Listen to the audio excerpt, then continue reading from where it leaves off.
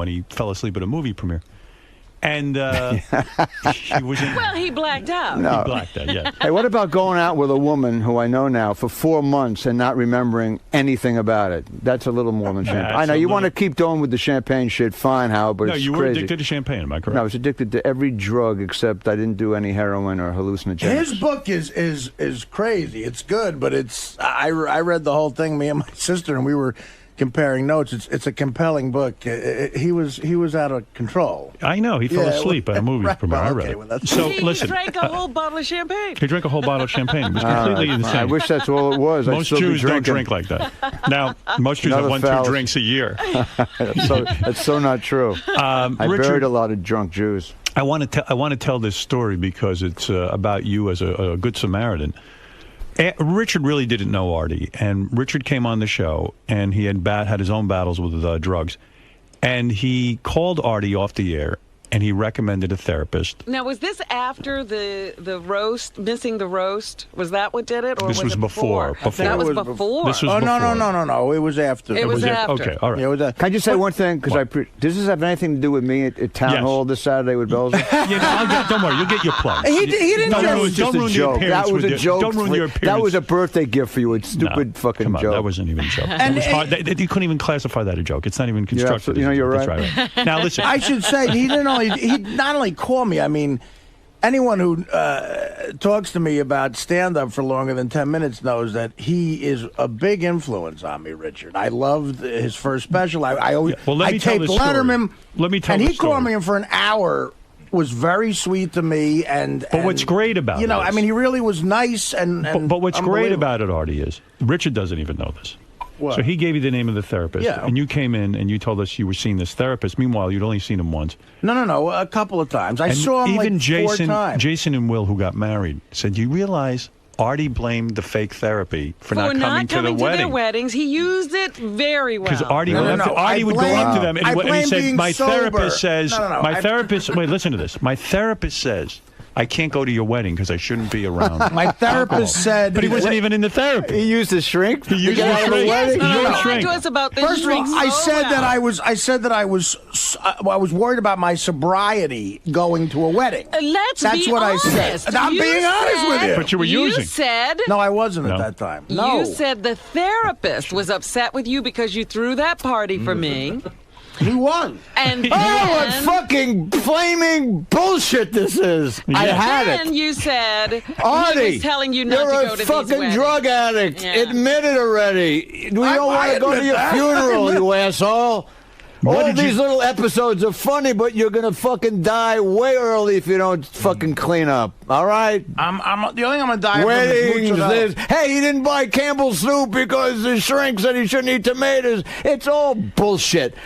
We all fuck the microphone. no, we need a microphone. Put All right, that I on. need a microphone. Yeah, we I'm need so to hear angry you at Artie. lecture, Artie. Go ahead, You don't talk want to to him. Let me tell you Right, something. let Richard talk to you. Listen. You respect him. You want to play gin tonight with Dr. Pinsky and I? That's the first thing I want to ask you. Richard. Artie, you know, I was listening to a show the other night, and after the show, they interview everyone here on the show. Right. It's exactly what happened to me. Everyone has the right. Howard has his spin on it. Hey, you know, he keeps the comedy intact. He says, "Hey, I have no problems with Artie doing it. You know, I he's don't. great on the show." But yeah. And it's true. Some people say, let him do what he fucking wants to do. Robin is far more right in terms of what I know about being a drug addict. Right. She knows that you're fucking on a death fucking wish. Okay? You're in denial, Artie. That's it. You're I don't in think fucking, I'm on a death wish. I don't. You don't? I think I I'm do. fine. I think he's right. It's a death wish, man. Don't you get... You're a fucking drug addict. And, you know, I know I'm a drug addict, but I don't think I'm on a death wish right now. You I are really on don't. a death wish. I heard what you did. You went to a place. You had some Wolfgang Puck sandwiches. I wish. You jerked off. That would've been great. You had some wheat juice, You had and hookers. then you jerked off again. And I didn't you have had hookers. pizza with fucking peanut butter on. It's all bullshit. I mean, you can't bullshit another drug addict. You might bullshit your Did fans. you lie a lot too, Richard? Were I you lied for 20 years. Wow. I had to go for a knee operation, and 2 of the people that broke down my door and had my intervention, they said, we're best friends, and then my sister came up and the whole 9 yards. I was at the old Ritz-Carlton, right? And Brenner and everybody. They called me up. They said, "We're never going to see you again. You're going to die, and we can't. If you don't help yourself, we're out of your fucking life." What got you to listen? Huh? What got you to listen? Like how do you get through to an Artie? I mean, well, what got me? I was speaking to Robin before. I said, what got me to listen? I did write about this. I was holed up in my house. I was totally depressed. Right. I had everything I ever dreamt of, and I was holed up doing crystal meth for 6 days. I lost about 15 pounds. I looked like a Jewish Howard Hughes getting ready for his fucking Haftorah, his bar mitzvah. And I looked in the mirror and I went, I bought this house after struggling for 15 years before meeting you and then Letterman, the whole 9 yards and the series and all that shit. I said, I'm going to fucking die at 43 years old after all that. For what? For this fucking powder? After all this struggle. Yeah. Just doing jokes, and I'm living a life of a fucking king. Right. This is bullshit. And I called 2 friends to take me to the hospital, and that was it. No mas. That was 15 years ago. But you got to reach that moment of clarity. He hasn't had the moment, you're saying. No, in fact, there's Lawford just wrote a book, Moments of Clarity, and I recommend it to Artie. It has about 35 drug addicts and when it happened to each of these people. When you called Artie, you must have gotten through to him on some level because he did, in fact, go see your therapist. He didn't continue. Did he really? I don't know. My therapist would never say anything about that. Of course I saw him. One time, right? No. I saw the guy 4 times. Oh, you did? Without question. Right. And then I lied about 2 months of it. You want the honesty? Okay, I'll be honest. You want honesty? Yeah. I didn't want to go to their fucking mouth. weddings. Yeah. So I gave them $2,500 each in cash. Well, that was smart. Well, how much money does it take to dummy these kids up nowadays? That's a lot of laughs. I mean, Artie, you could just say, I don't want to go to your wedding. Right. You don't have to lie and say I'm in treatment. No, you have to lie. That's my point. Of course, I care about him. I would like to see him get healthy. I know you do. But I'm never going to sit here and say he doesn't do his job. He does do his job. He does. He does his job. You're right. That's a funny spin on it. But no, it's not a funny spin. I'm telling you, Artie doesn't do anything in terms of his job that I feel is, detrimental. In other words, for the most part, he's here. We have an arrangement where he does have time off and things if he needs it. And he is... It used to be for work. Now it's for drugs. Right. And he's only taken like 18 days off. Whatever I choose to do. in like 8 years. So it's not so terrible. Yeah. And he has done his job. I can't tell him he's not doing his job if he's doing it. Richard, I brought this up yesterday. Right. There's no guarantee that Artie losing this gig is his bottom. No fucking way. There's no guarantee that would wake him up and get him into a treatment facility. And I even said to Artie, if you need a couple of months, go take it. There's no issue with whether he can go or not.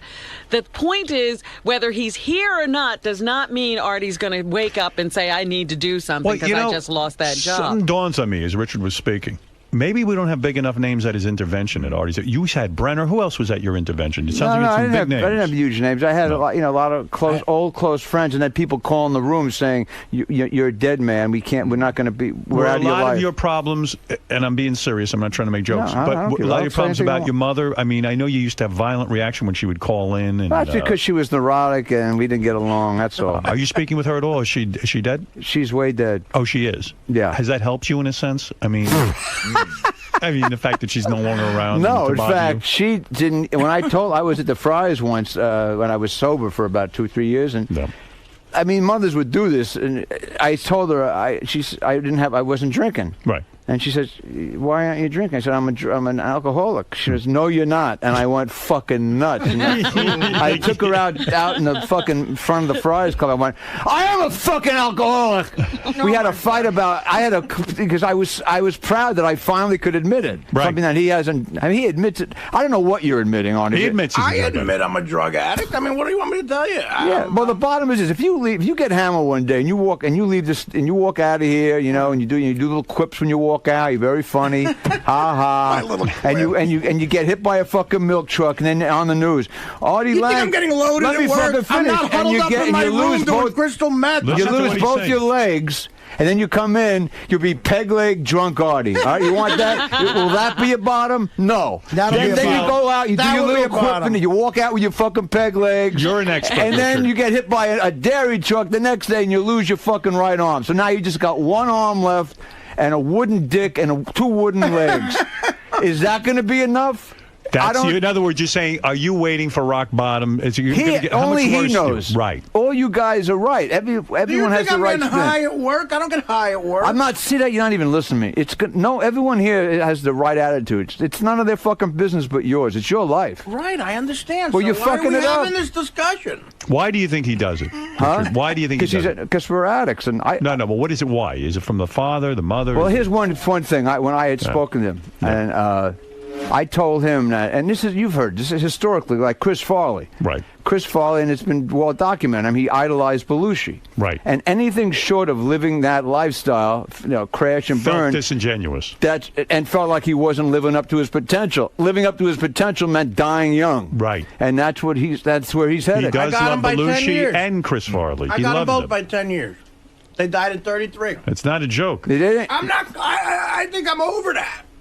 I don't want to die. I mean, I know that sounds hard to believe, but I don't want to die. Chomp, chomp, chomp. What are you eating right now? What are you eating as you say that? Yeah. Peanut M&M. Peanut M&M. All right. Yeah, M&M is filled with fucking, Crystal meth? Yeah. You got crystal meth. You got them in Durango, Mexico. Read my book, Too Fat to Fish? I started to read it, but then I got it's great. It's depressing. And how it's funny. How it's all great. But then I stopped because I said, you know what? I'm reading a dead man's book. Oh. Whoa. Wow. Well, that's Listen, a real dose of reality. There are a lot of guys listening to this show right now who are addicts, all right? And they're saying, fuck him to me. Fuck Lewis. You know what? I don't tell anyone what not to drink or not do drugs. I'd say I couldn't do it. Do you still think about drinking? Let me tell you what I told Howard. I told Artie. I said, hey, man. I said, you're brilliantly funny. You're great on this fucking show. You're a big fucking star. And I have a feeling he thinks he'd lose his fucking comedy balls. He wouldn't. He'd be even fucking more on fire talking about how fucked up he was. I've never, look, for what it's worth, I've been doing this for 40 years. I've never been better on stage because I talk about drugs in a way, because I used to lie on stage because I was a drug addict. Right. So I could never be that fucking great. Because you weren't that honest. I wasn't. And honestly, and we all love the fearlessness of Pryor and Bruce and those kind of guys. Those guys were the best. Right. Because now you became authentic. You're talking about your real issues. Hey, fucking Pryor went on stage, talked about, freebasing and blowing himself up because he could talk about it. I always felt you didn't like doing stand-up. You don't even like to look at the audience. You don't like looking at That's because I don't know what I'm doing. I have a lot of stuff in my head, a lot of material. I don't have an act, so I get nervous. What do you mean you don't have an act? You have material. You have but about 20 hours in my computer, so about a half of the show is ad-lib, and the other 15 minutes is 20 minutes is new stuff, and then the rest is... I tell you, he's very intense. difficult. He's intense on stage.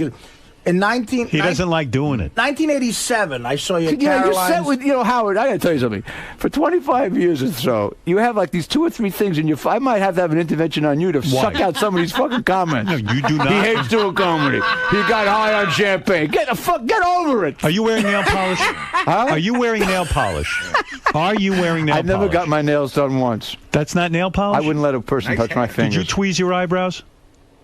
How can you see through the Ray-Bans? Because you raised... you fucking Superman? You raised your eyes, and I see eyebrows tweezed. I might have done a little tweezing. Why would you tweeze your eyebrows? Because I'm a fucking... You know what I did once? What's with you? Let me tell you what I did. I had a nervous breakdown a year ago in Atlanta. I was doing a club day. A real nervous breakdown. I had to do 2 shows, practically. Yeah. I was looking at my hair, all right? Right. I'm old. I mean, I have some hair left. Right. And I took the tweezers. I'm obsessive compulsive. I knew you tweezed your eyebrows. So when I see like a little thing sticking up, I did that. I looked at my forehead. I saw like straggles. Yeah. I did this. Then I kept going higher and higher. And cutting. I looked like fucking like from the Addams Family. I cut 3 inches. It looked like, and I came home and Joy looked at me. She went, and she says, "Holy shit! What the fuck happened to you? You lost your whole hair in a weekend." So she called. She got online. She that Gango hats that cat wears. Gango. Yeah, Kango hats. She called. She called like in a panic. I never saw my wife panic ever, but this. She says the guy's waiting for you down at the mall in La Cienega. He has 4 black Gango. You can't. And then she called a doctor. You have 6 months. You got to wear the hat for 6. She wouldn't go out with me for 6 months. You used to have beautiful eyebrows. One thing I tell Robin. No, I don't like when you look great. Richard Lewis had such nice eyebrows. You don't. How about the nostril? You don't clip that. I got a. So what's the difference between clipping nostril hair? I clip the eyebrows. What about the groin? Do you? If you start I shave it down. But I never do it right. You do a groin thing? Yeah, it looks horrible. Isn't Do you that- shave that's your gay, though, bush? isn't it? If You you- shave your bush a little? I even it out. You do. I Yeah, me too. do a little bush evening. Yeah, me too. Don't be embarrassed. I'm not, but the But hair you do thing. the eyebrows too much, you look like a tranny. I'm So what telling should I you. do? Let Make it grow. them a little. Let it grow. You're pulling it. You're tweezing. Let me see your eyebrows. I got beautiful eyebrows. You See? do? Yeah. I think you like do. a manly eyebrow. I never thought I'd You say do this. have Can very we get back to masculine me eyebrows. dying? Yeah. I have girly Get eyebrows. back to Artie and cure him. Huh? You guys are talking about eyebrows for an do you hour. still go to meetings? That was think- 5 minutes. I think we can now honestly Seemed like an hour. ask. Good to see you, Artie. Richard. It's good We to can see you, honestly Richard. ask now, what's your gay problem? Yeah. Ask who? Richard, he's not gay. He's not gay. It's a serious It's reference. the references to your Richard, why? conversation about eyebrows. There was something I wanted to say to you about wrapping up this Artie thing. Want me to go out and come in again? Let's wrap it up. No. Hey, fuck you. Let's wrap up the Artie thing and get to your material about town I hall. wasn't. I just. That was incredibly gracious of you to call him. I It want was. to He say talked to something me serious. for 2 hours on the phone. I mean, you didn't have to do that, and you did, and it was very nice of you. But do you feel hurt that he hasn't really come around, or was it just a way to? I mean, you don't feel hurt. Did he indicate to you that he was seriously looking for help? No. No, He just he was very flattering to me, and he says, and I know his history with liking and digging my work. That's cool. Absolutely. And he thought it was ballsy for me to call because I said to him, I said, you know, if you're taping this now and bringing it tomorrow, it'd Would've been great. I said it'd be great for Howard. Yeah. But I don't give a shit. I would You know, never Howard- do that. First of all, I don't know how to No, do he- that. He Well, he's out of fucking it. Technically, he's technically he's technically He's a out fuck, of it. yeah, he's beyond out of it, yeah. Ticketoid time with this fucking guy. Oh, I'm sorry. What are you, Edison or something? Do you still go Hey, to that, meetings? can I use that? Do you still go to meetings? Huh? Do you still go to Hey, meetings? how are you? Hey, what are you, Edison? Good night.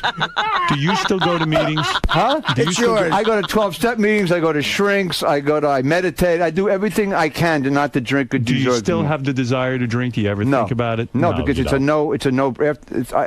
Luckily, I Your don't have life the is better. cravings. Your life is better now. Never been better. Well, let me ask you this: I got to that place with cocaine. I Yeah. seriously got to that place with. But coke. Artie, you're yeah, doing but you're you doing heroin. there's a million other drugs. Yeah, I know, you but keep saying that. Yeah, Dig this. No, How I about don't this? keep I was thinking saying about that. this. You guys keep saying all this stuff. You say Howard, that can I answer every Howard's day. question? Yes. Know what hurt my feelings? Who's the guest tomorrow? My aunt? That's funny again. Why are you mocking my comedy? When I thought Paul you said I was McCartney's brilliant. here, I we're love not your talking comedy. about your drug You're problem. very funny. I bet it'll get around to that somehow. I don't know. Every other fucking guest No, does. Paul can't give you advice. He's made a worse mess of his life than you. That's right. I'm sick of people kissing up to you and coddling you. I know Who's a million other kissing up fucking to drug me? addicts who need help. Who's kissing? No one kisses Everybody. up to me. Everybody calls He's me right. a jerk off. No, everyone kisses up to you. He's right. Yeah. Everybody because worries about drug addicts you. think I want it kisses up to now, me? and if I don't get it now, and you're an egomaniac. People who work well, I mean, I think every comic is an egomaniac. No, every drug addict's an egomaniac. You want what you want now, or else you're pissed off. Is he hurting his? Yeah, Here's how he wants hurt it me. all. He wants it all. Yeah. So How did if he hurt you? says, What's wrong when with I hear that? shit, when I hear him say, "Hey, no, I stopped doing cocaine," all right, fine. So he can, he'll gain 300 pounds and he'll do fucking heroin. It's all the same. Right. Well, Gambling. I replaced. Yeah, I have a friend of mine who's Why in, can't I put a in bet Ohio. on He's a John? sex addict. All right. Okay. He had this relationship, great in the sack, unfucking believable. He Love the fucked girl. in the bed. Right. All right. He fucked about 18 hours a day. Okay. Why can't I get that addiction? Well, take this. So here's the point. You had that. You just can't get any more later. Exactly. So It's easier to get heroin. But the rest of his life was totally going into the toilet, and it's hard to tell a guy, "You're coming too much, man. Yeah. You got to stop coming." Right. Yeah. That's hard. Right. That's hard to tell somebody. But ultimately, I said, you're missing out on some other things. I just want you to know. There was, there was a war. Right. I didn't know I was fucking her. Would Right. you stop coming for a war? I wouldn't. So you There's you at town do you- hall. No, but here's what hurt my do feelings. me Here's a what hurt my favor. feelings. Yeah, I'm going to ask you a Okay. question. I heard Because your remember, I feelings. want to ask you for your crystal ball prediction on this guy. No, it's fine. gee. Go And on. hopefully it'll be Is that a new dark. segment on the show? I don't know. Yes, new segment. Come Come up with No, tell here's me. what hurt me. Yeah. A couple of times, because Artie gave me his number, a couple of his Right. down south, wherever, sure, whatever the fuck it is. When I would call him, Sure. I just say this, because I just say, "Hey, it's Richard. Hope you're doing okay." Right. He knows I'm a drug addict too. Now, when you call someone who's a drug addict, if they're not in recovery, they don't call you back. Hey, turn that fucking bullshit off. So when he didn't call me back, first of all, why can't he say, "How the fuck are you doing?" Right. What if I'm holed up, slipping and fucking dying You should again? have told me that. Right. No, I would have called me back and asked me how are you doing. He But only when he cares didn't, about that meant himself. I knew that he was, and I was right. He was. Right. He was. No, he you were was, right. Yeah. That's why you didn't I don't call want me. to Why lie would to you you. want- I don't want to lie to No, you. that's good.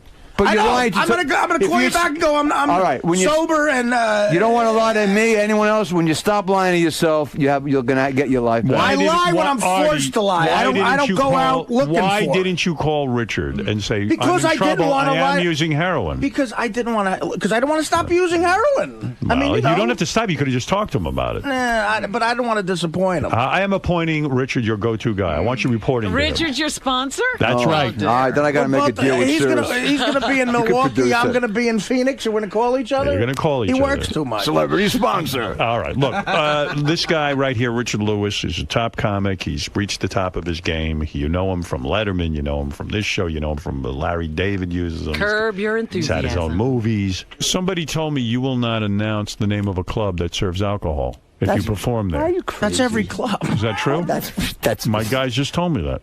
You guys also had me performing Thursday, where I'll be hopefully having intercourse with my wife Thursday night. How's that going with the wife? With the wife, Don Rickles' son, ladies and gentlemen. How's it the going? wife. How is it going with her? Huh? Are you happy still? You were a sex addict. I'm not a happy person by nature, so I could have I have the best fucking wife I could ever dream of having. Right. But I annoy the shit out of her.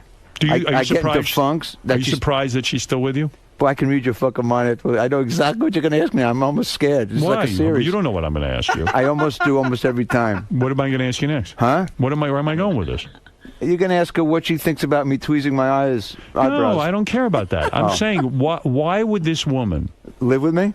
Yeah, if you're that big a pain in the ass, what does she love about you? Is there anything to love about you? I'm funny. I'm a decent guy, and I'm pretty good in bed. Yeah? Yeah. I don't believe that. Do you know you're pretty good at bed? How do you know that? Yeah, I have letters. I have letters and referrals. Recommendation. Yeah, no. Before I married her, I had letters from Now- about 8 Really? women. What are you doing Thursday night? Are you doing something at Town Hall? Are you doing No, a he's salute to doing Hillary Saturday. Clinton? Fuck this Thursday thing. Are you doing a salute to Hillary Clinton I don't with even know Bon who's Jovi? on the bill this week, except I'm there Saturday night. I just came in town. I'm jet lagged. You're there Saturday night. Hillary Clinton's doing stand-up? No. No. I'm just confused by your schedule. Saturday night, the 17th. Belzer Okay. night, 8 o'clock, All right. Town Hall. That sounds like a fun night. It's a great venue. Who goes on first, Belzer? Belzer, yeah, with his So band. You're the headliner. No, we're co-headlining, but he. What do you mean with his band? The Belzonics. What is that about? I don't want to hear him sing. The band's great. He does it. He's like a rock and roll singer. I don't know. I don't know. He's funny as shit. He's a legend, but he brings a band with him. Does he do his Mick Jagger impression? I have no idea. I don't watch anybody anymore. I come there 5 minutes before I go on. The band annoys you, doesn't it? No, I tease him about it. Right. The belt, I mean, Because you're a stand-up. You go out there and the band's great, by the way, Right. and he kills. Right, Okay, it's right. hard to follow. And Artie, I mean, no matter how strong you are, following, an A act is murder. Right. Yeah. But with a rock and roll band, it makes it even more difficult. Hey, you But don't I'm wanna not do gonna, that. no matter how great it is for him, I'm not coming on with landing at an airport with, "Hey, where's my tuba player?" I'll go fucking, I'd kill myself. Makes no sense. Hey, I lost my snare drum. Fuck you. I couldn't imagine being a prop guy. Compared to stand-up, How about a prop guy traveling on the road, waiting for the Carrot bags? Top, how does he do Where that? the fuck is my drum with the giraffe with the big dick? It's a lot of work there. Yeah, I couldn't imagine being first of all, I'm not a big prop comic. You don't like No. prop. Yeah. I can barely bring like a shirt on the road. I can't pack at all. I mean, Carrot Top has like a He has a trunk. container. Listen, He has a trunk. He's making a lot of money, though. Yeah. Kids like the props. They like to see things come out No, of they the trunk. love Kids, it's They do. fucking the 50-year-old ago. Yeah, I mean, if you make people laugh, what's the difference? doesn't Why matter. do comedians put down prop comedians? I don't understand. No, I'm not putting them It just down. doesn't make me laugh, but people love Right. that shit. Some people love I'm that. actually well, look just at Steve saying, Martin. He was a genius. He used props. You I hang- feel bad for the guy taking all the shit. I'm not putting him down. It's a lot of What work. was the name? The name you cannot get around that name. Carrot Top? You can't. You never gave yourself a silly Mother name on stage? Teresa would say, saving thousands of people. Look at that. It looks like fucking Carrot Top. Did you ever think about changing your name early on in your career? To Carrot Top? To Carrot No Top? fucking way. No way. Might It'll have never worked out work. well. Skull Cap Top. Skull cap top, the Jewish Carrot Top. Can I ask you something, Howard? Because Sure. I know you're into health shit, and when I heard that Lang took that colonic where The three of them, wheatgrass, right. the wheatgrass. Now, a lot of famous actresses back in the 40s did it every day. I think Betty Davis took one every Robin day. does it every They week. don't, Joan Crawford. That's what They don't suggest every day. Robin not? does it all the time. Is it a rush? Does it feel good? You want No. it? I didn't Really? get any He sort loved of. it. He loved it. I liked Are you it in the embarrassed when sense- all that shit comes out of you in front of the nurses? No, I tell you, it was refreshing. You feel great, but it What wasn't about when a the rush. shit, when the logs come out? Do they Can I turn tell you their head something? or what? No, they look at it. They love it. They fucking get into it. It's their whole life. They announce it like Bob Uecker. Do me a favor. Don't get into that. We had on Dr. Drew Pinsky. He said no way. Don't listen No way to the what? doctors. No, I was just not that. You don't need that. Oh no, that had nothing to do with him getting sober. I was just, I used to be an enema freak. I was addicted to enemas. Were you? Yeah. Listen to him. The Fleet's enema with the picture of the beautiful nurse. Why were you? And when it addicted to that? came What with was the olive thought? oil, with the orange tip had olive oil, and it came on the side with a little crouton. Well, how does a man get packet. addicted to that? How did you like doing it? I did. Yeah. What was up with that? That was a little kid. Once I had a woman squirted in my butt. Wow. It was fucking This was great. a sex thing And then with you? What no, did she charge you for that? she did that, huh? That's so There was disgusting. no hook. I don't need hookers. That's gross. Huh? That's gross. But not my wife. This is back when I was high. You get Did scatological she watch like you? that with a Did she woman? watch you move your bowels when you did that? No, I had to run it because it comes right out. I didn't want to fucking move on my bedspread. It was a lot of money.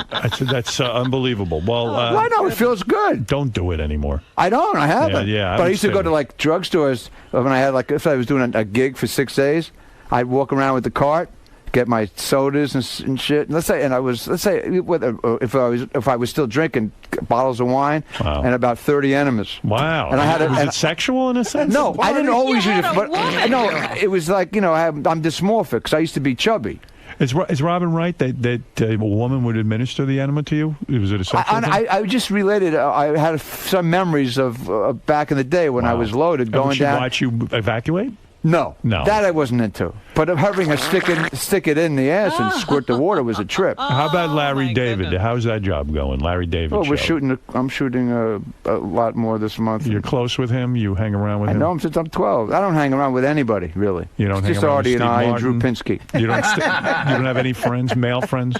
It's just a woman. Mainly a guy named, a lot of friends, and I come here and I buy artwork from a guy named Carl Totolo. I have about 40 of his paintings. and He's you like have a a mentor friendship of with mine. him. He's a best friend. Yeah, and you'll go to dinner. New He's York a artist. mentor? How does he mentor I met him you? at TITOLO, by the way. New Year's, and you can find him. He's a genius. I've never saw any art like this in my life. I met him 25 years ago. His paintings are sort of how we riff. You talking to Letterman anymore, or is he completely blown Yeah, you no, I'm off? doing all the shows. You're doing all the shows. Yeah, there's not Doing one Leno show I don't too? When I want to, yeah, I Yeah, guess. you'll do those shows. I some shows are more fun than others. Right. You know? I understand. You like Letterman, I right? had a great time the last couple of times on Ferguson because he doesn't use any notes. He Right. just lets you ad lib. I dig that. I think it's funny, man. Who needs notes? What No, is with they all do. the notes? They pay people. You know this. I don't know how. Pre-screen. I don't know how. When you go on, I say if you ask me. I once told because I've done Conan a lot. We've had talks about Conan. I've had fun on that show. Right. And Frank Smiley, I know forever. Right. So I once was in the middle of a long 5 weeks of concerts. I've done at least 2 hours of new material, and I knew what was working and what wasn't. And Frank knows how. He used to torture me. Right. He'd call me. And he says, "What do you want? What are you gonna do tomorrow?" I said, "What are you talking about?" It's like I said, "I'm not telling you what I'm gonna fucking do. Right. I don't know what I'm gonna do. I'm gonna ad lib." He said, "Well, give me some things." This is like years ago. Right. So I said, "Let me tell you something right now, Frank." And I love it. He's an old friend of mine. If you ask me one more time, I'm going to fucking kill you. I'm going to kill the staff. I went nuts. I snapped on the phone. So I came in, I told Cohen, huh? No. No, I said, I've been doing this for 35 fucking, I don't ask me. Yeah, set me up. Yeah, I bought a fucking stapler. I can't work that way. But he was teasing me. So I went in to do Conan 2 days later because it took a day to get. And I told Conan, I said, no more. I cannot answer any more questions. I don't. No shows ask me anymore. I'm a mental case. Right. They know I'll just snap. Right. And they haven't kept me off. I said, don't ask me. They said, well, we need areas. I say, okay, God, my dick, marriage, shirts, Kleenex. Well, a lot of times. Ask me anything. I can talk forever on anything, and trust me. A lot of times these guests come in, they have nothing to say. Hey, they have a soap opera star who's frozen. Right. They have to say, I ran into the president yesterday. You know, that's you need a pre-interview. Yeah, all right, but not us. All right. I mean, when you do Dave, he doesn't ask you what to talk about. Never. It's a joke. It's insulting. Listen. Here's the. Take a few phone calls. Say hello to some people. Yeah, the people who you've set up some white supremacists to call me. No, I haven't set up anybody. Yeah, last time I always get set up. It's fun. I love it. Come on, let's say hello to a few people. Let's roll with the people. Donna, go ahead. Hey, Richard, how you doing? I'll reserve judgment. All right, I had a question. Howard made a comment about Artie's behavior not being detrimental to the show. I wanted to know how you felt about it being detrimental to him, though. Oh, yes, that's different. It's very detrimental to him. Of course. Have you seen Howard TV lately? Oh, well, of course. I mean, I feel it is, obviously, and until he faces up to his problem, you know, he'll continue to... What, did I look like shit on television? I mean, what do you mean? What do you mean? That I look like I'm dying on TV? What does that mean? Ready for this comment? Let me answer that in another way. When I 2 nights ago in L.A., I was putting on. I wanted to catch up a little bit. You know what's going down with the show and with Artie, and you have a new thing on now. It was like it was almost like. The year in review with Artie. Right. Artie's wild year. Can I just say something? Which I knew nothing about. That's one gigantic enabler for Artie. Artie's wild year. I'm sorry to say to you and the fucking company and the producers. I don't think you're wrong. He's looking at that and he's whacking off in his head saying, look at that. This is what's making me fucking great. No, and it ain't. That's not what makes me great. I hate that thing. You do? Of course I hate it.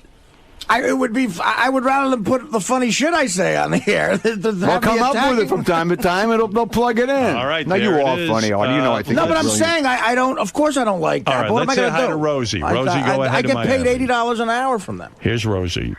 Hi, good morning. I was wondering if Artie could wait until Saturday to die because I have tickets to see him in Boca Friday. Oh, of course, Can you wait sweetie. That's fucking hilarious. That's I'm at well, thank you, sweetie, because I could say I'm at the Florida Atlantic University in Boca Raton. Don. Friday night, call for whatever. Hi, guys. Good morning. Richard, I'm wondering, you're doing Larry David Curb Your Enthusiasm, and did he set you up with another hot broad for your wife? I don't know yet. I don't know until I get to the set. You have a hot woman on that? I don't watch that Did you get rid of the hot woman last year, had? Yeah, I don't think I'm with Cha-Cha, with Tia Carrera. Of course, when I was in last year, I was telling the New York Times guy yesterday, I don't know when the article come out, Thursday or whenever, and we were talking about you a lot. Right. But I said the one thing, and I talked about Gary, I said, they have this fucking unbelievable way.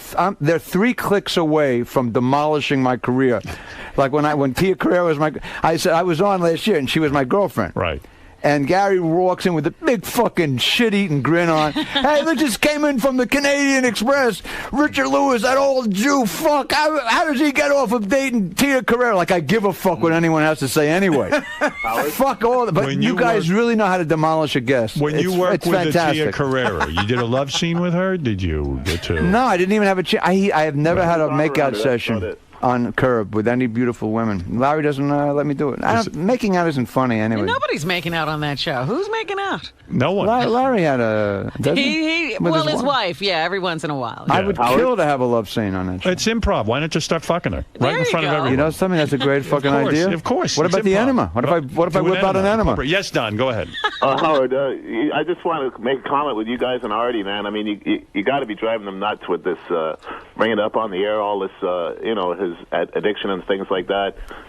I think it's worse for him. I brought it up because I know Richard has been in contact. I don't mean just today, but I mean in general, overall. No, I'm not bringing it up anymore unless it's like Richard had a relationship with. Like tomorrow when McCartney's on, I'm not bringing up Artie's drug problem. Unless Paul brings it up. Although Paul brings it up and wants to help Artie. Although you could. I can't wait to hear that. You could. If that happens, by the way, Lennon was on heroin. You ask him how Lennon got off heroin. If that happens, by the way, I'm leaving show business. Did Paul have to do an intervention with Lennon? I think McCartney might be the one to get Artie off drugs. You know, if he showed up with the intervention, a Beatle. That would be a big deal. That would do it. Hey, you know, Ringo, I met my wife through Ringo, and he's been sober a long time. Is that true? Are you making a joke? No, at a party, and I picked up my wife. Was it at Ringo's house?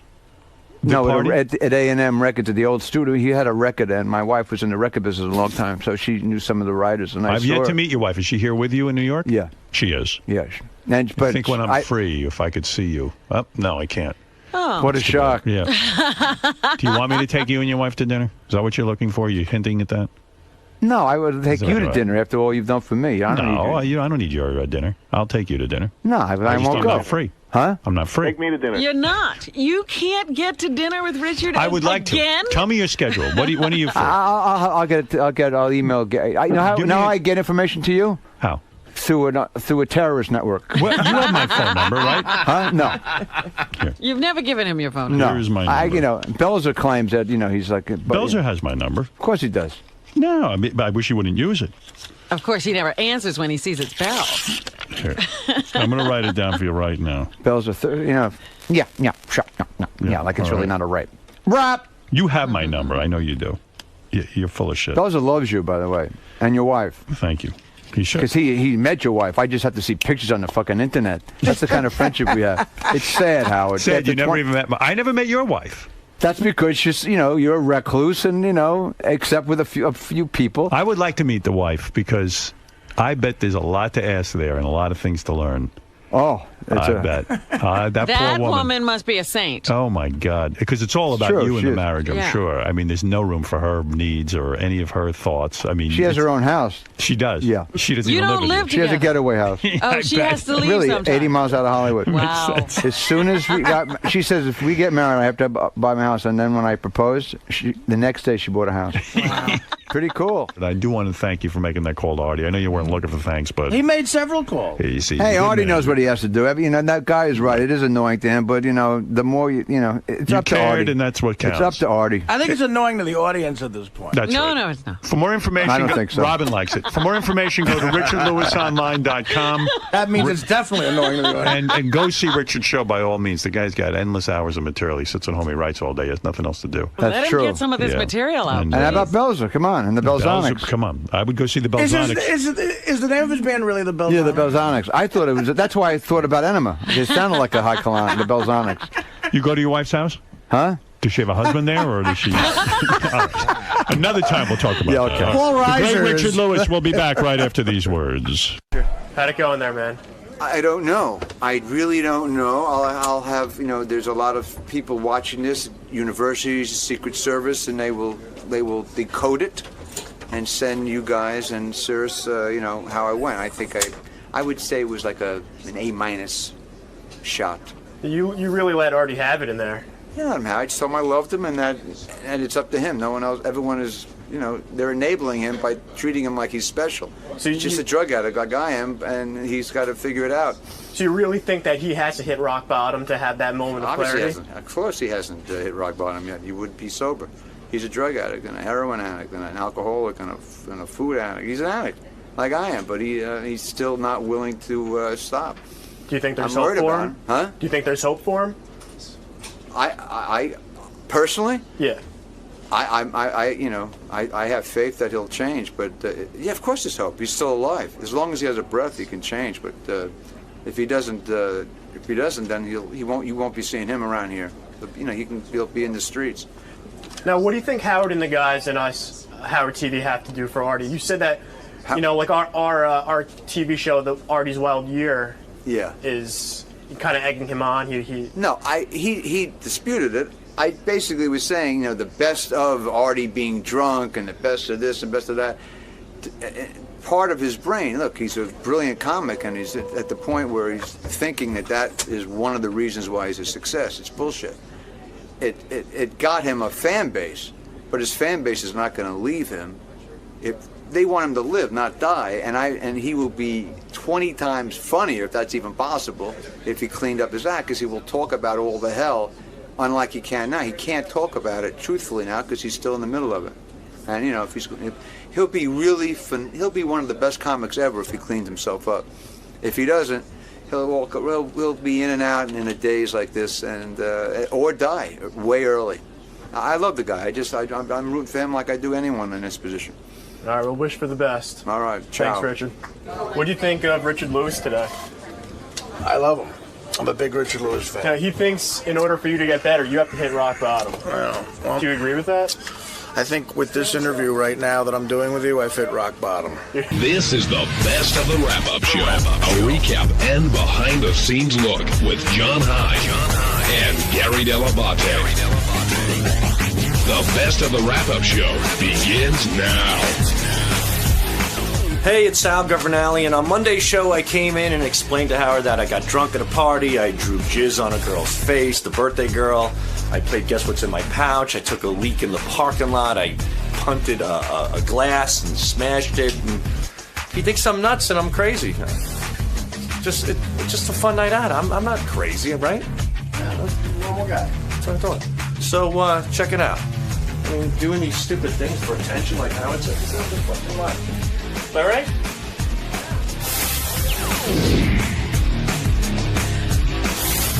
Sal has done it once again. Now, when he told you this story, I mean, and Sal, we're going to ask you about it, but Sal doesn't realize what went wrong for a little while. Part of him does, but in some ways, is he asking you to affirm what he did wrong or to point out what he did wrong? I think sometimes he comes to me on that count. Like, I know he comes to me because he knows he wants to talk about it on the air, and he's willing to talk about it on the air, so he comes to me. But I think also there's a level where Sal sees me as, in some odd way, the voice of reason, and he does sometimes bounce stuff off me. Like, when you said to me today, you told me the whole story, and then you told me the story about your wife, giving you the brush off during sex, and you go, do you think that she was mad at me? I was like, how you could not see that is shocking to me.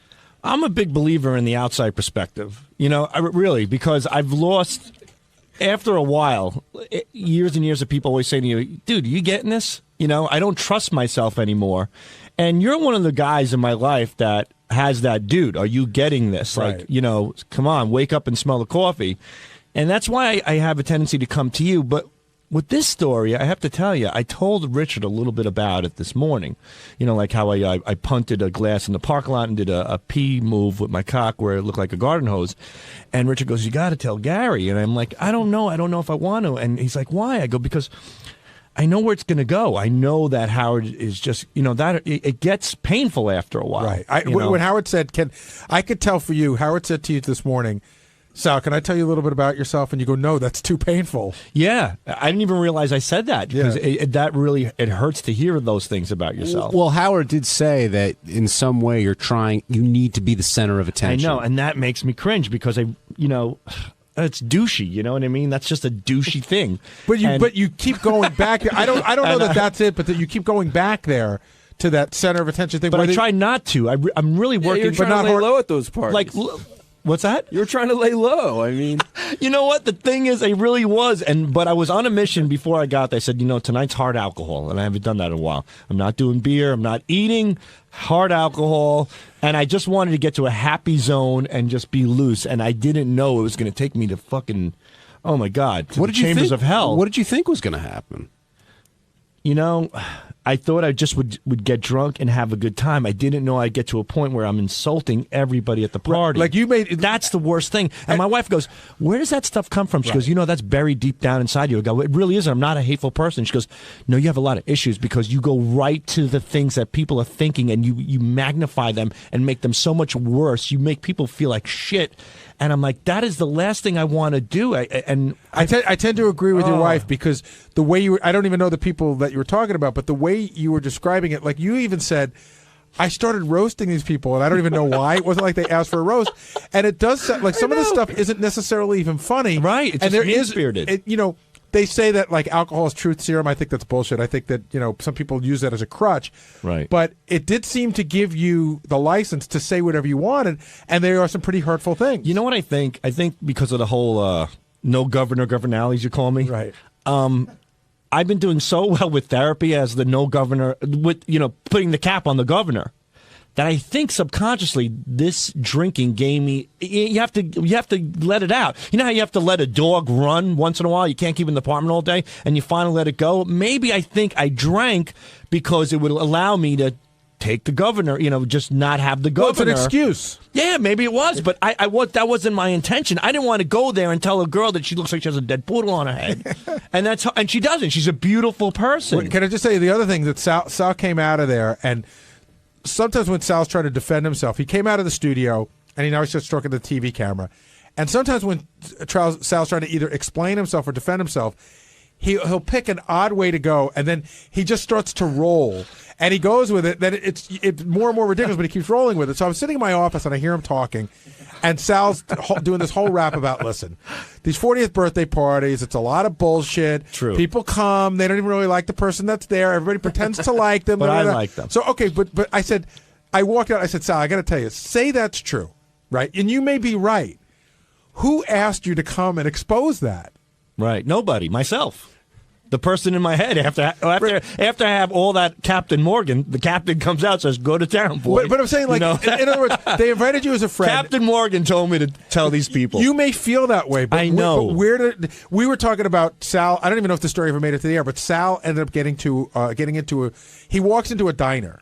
And he hears a woman. Well, can I tell the story? Well, I went into a diner and I waited for my wife to come, and there was this nice old Jewish lady next to me, and I'm just specifically spelling it out. She's a nice old Jewish lady next to me, and she says to the lady behind the counter, she goes, "Phyllis, how was the party?" And she goes, "Oh, it was great. Marie got engaged." And the old Jewish lady goes, "She got engaged. When is she getting married?" And the waitress goes, "You know, Marie, she's never gonna get married." And the old lady goes, "I suppose." So now at this point, I'm listening. I'm like, oh, here's an opportunity for me to chime in because I heard. So I go, "You know what?" I go, "That's brilliant." She goes, "What's brilliant?" I go, "The fact that these people are never getting married." I go, "You hear about all these retards, they get married, it turns into murder-suicide, dysfunctional families, but seldomly do you hear engaged people breaking up. You never hear about an engagement breaking up, you hear it about marriage." I go, "These people are geniuses. The hell with the other idiots that are getting married." So the lady sighs, and she looks up at me, and she goes, "They're not getting married because they both have Down syndrome." And it was just at that moment where I was like, "Oh my God!" Did you explain her Captain Morgan wrote the bit? No, and I wasn't. But what it makes sense. What compels you to decide to chime in at that point? But listen, you guys really think that? Yes. It's not a big deal. Like, at a diner, you're just fucking around. Right. That's what people do at diners. But he was like waiting for something. I tend not to get involved in strangers' conversations, maybe from time to time. But this is that if I were your shrink. What time of night was this? It was in the afternoon. It was on a Saturday afternoon. It was about 12:30, and I was waiting for my wife and my friends to come meet me at the diner. But Benji, there's an underlying thing with Sal that he always feels compelled. But I don't to chime in. I don't care to really give talk. I'm telling. I said it to my wife. She goes, "You're crazy." I go, "I really don't." When I go to these parties, I'm thinking I have nothing. There's nothing interesting happening here, and that's another thing I'm dealing with therapy. My therapist says that nothing interests you except for something that has to be so cockamamie and far fetched. That's the only time your attention is caught. And I said, "Well, I guess it's true." He goes, "You have to start listening to people and learning about them and getting involved in them and respecting their thoughts and their feelings." And I said, "I know. But I have to be honest with you. I go to these parties. I'm like, I got to deal with this asshole. I got to deal with that asshole. I got to pretend I like this guy. I think everybody's like that. You ever go to a dinner with another couple? You want to take that butter knife and stab that fucking guy with the bad breath in the neck as he's talking to you about his shitty job and all the money he's making. Like, fuck you and your job. Die right in front of you. Then why do you go? But you do it out of the fucking pain in the ass that you marry next to you, who will bury you when you get home and rip you apart, and then you have to deal with that for 2 goddamn months. It's not worth it. So what do? Guys go out, we put on a happy face, we pretend we like everybody. It's like we're on Xanax. Like, it's the happy. We don't care. Guys don't care about that. You know what I want to do? I want to go home, watch some porn, jerk off, maybe go fishing with my kids, go to sleep, have a sandwich. It's simple things. Sal, a couple times today, and even once here, you've mentioned that your therapist says you've made some progress. You've moved forward. Okay. How? No, I'm not being sarcastic. Well, I kind of am, but I mean the question. How have you made progress? Again, what ways do you think you're better? You talk about, I got to listen to other people. I shouldn't do this. I shouldn't do that. Right. But you do it all the time. So how are you making progress in your or the therapist's eyes? Okay. I think I'm making progress because what happened in this situation, I got really drunk and I lost it. I had to unleash, so to speak. But before that period, I started listening to people. I started looking at them in the eye when they spoke to me and I started listening and absorbing the stuff that they had to say. And I don't know if I could say it forced myself, but I really tried to take a real sincere interest in what people have to say. And that was working. And I was doing that with my wife. I would come home and listen to these stories about her girlfriends. And it's not easy. But I did notice, in her defense, that the more I listened, the more I did sincerely get involved. And it helped our relationship. But how much of an effort does it take for you to do that? I mean, are you like, okay, I really have to concentrate? Like, is it a chore for you? How would you describe it? It's tough in the beginning, but as time goes on, you'll get better and better. Because I told my therapist when I was a kid, I wouldn't be in the middle of telling my father something, and my dad would just turn his head and go, "Hey, Ralph, so what's going on? What'd you do this weekend?" Like literally in the middle of me talking to my father. And he says that you have a little bit of that in you. It's like an ADD or thing, And he says that the way you remember that about your dad, your children are going to remember that about you. And that's what really affected me. Like, I don't want to be that person. Right. I really want to listen to my kids and make sure that they're being heard. The thing I'm also surprised about what you talked about. Like, my wife and I go out with lots of friends, and I can say that I genuinely like the people that we go out with. We both seem to like the same types of people, and people we don't like, we just don't go out with. Off. So yeah. I can't remember the last time I went to dinner where I wanted to stab somebody in the neck with a butter knife. That hasn't happened to me recently, but there have been I think because I'm able to kind of like dodge those situations. But the people we hang out with now, like the Red Ox and Cliff and his wife and the Kaplans, the Jew for Jesus people, and your ex-friend Ian. Yeah. Well, I'm working on him. What was the anti-Semitic rant he was talking about? I was just saying how I look, they're all Jewish people there. So I was the Goya. I do it because they throw out the Goya word. When you're amongst the Jews, they love throwing out the Goya word. And let me tell you, I was saying how I really appreciate the Jews because they're a little bit more dignified in how they handle things. Did somebody actually call you that? Oh, yeah, of course. Well, what did they say? My two friends. They said you look like a pinto bean. No, like my friend Allison, she calls me the Goya, and then she gets mad when I say it back. She says, I said I'm saying it wrong. It's like Goyam or something. Yeah. Yes. She corrects me. She goes, it's not Goya, you're a bean, whatever. And she never said bean. She goes, it's Goyam, get it right, because she always throws that word around. And she's not racist or whatever, And I'm just sitting down, I go, hanging out with you Jewish people, I've learned a lot. I've learned that you're very, they're smart about how they handle things. I go, you do your drugs just like the minorities. You do your racist material just like the minorities. You have a lot of hate and a lot of this and a lot of that. I go, but you guys really know how to carry on a nice, smiley, happy face in the public eye. But when you get in your backyard, hey, you might not be drinking Ripple. You drink a little Manischewitz or something else, and you might not be smoking a joint out of a cigar. You're smoking it out of a fancy bong, and you might not be saying N-word jokes, but you're saying Schwarzer jokes. But you're doing it in a dignified way, contained in a situation where it's cool. And that's what I respect about the Jewish people, that they know how to carry themselves publicly and privately. A lot of respect for the Jews. Here's my question. Why did they need to know that from you? I don't know, because I was bored out of my mind, and I was sitting around them. It's a wacky theory. Because I was that drunk. no one solicited your views on the Jews. I know, but I was sitting around a bunch of them, and what else do I have in common with them? We're not going to talk about lasagna. Oh, because Jews don't know anything about lasagna. They don't like ovens. I mean, what can I tell you? I don't know. Hey, it's Gary Delabate, Baba Booey. On Tuesday's wrap-up show, Mike Ganji came in because he got in trouble in the studio, and we talked to him about his relationship with Howard, and he was bummed out about it, and he's pretty convinced that Howard hates him. So we investigated that whole idea. Gary, has Ganji been beaten into submission at this point? Yeah. I really feel like when he walks in, even before, I think before today, there were times where Ganji goes, some days I get the feeling Howard doesn't like me. Yeah, I really do. We had that conversation not long ago. There are times, really, and I don't feel this often, but there are times that I feel like Howard honestly doesn't like me. Why? I don't know. Wow. How could you be around for this long and have him not like you? Sometimes I feel like it goes back to like when I used to work at his house like 100 years ago, and like, I don't know. I feel like, when I wanted to graduate from working at his house, I felt like, he thought of that as like an insult that I wanted to leave. And I think ever since then, he's never liked me in some way. So I disagree with that. I know he likes you, but he does.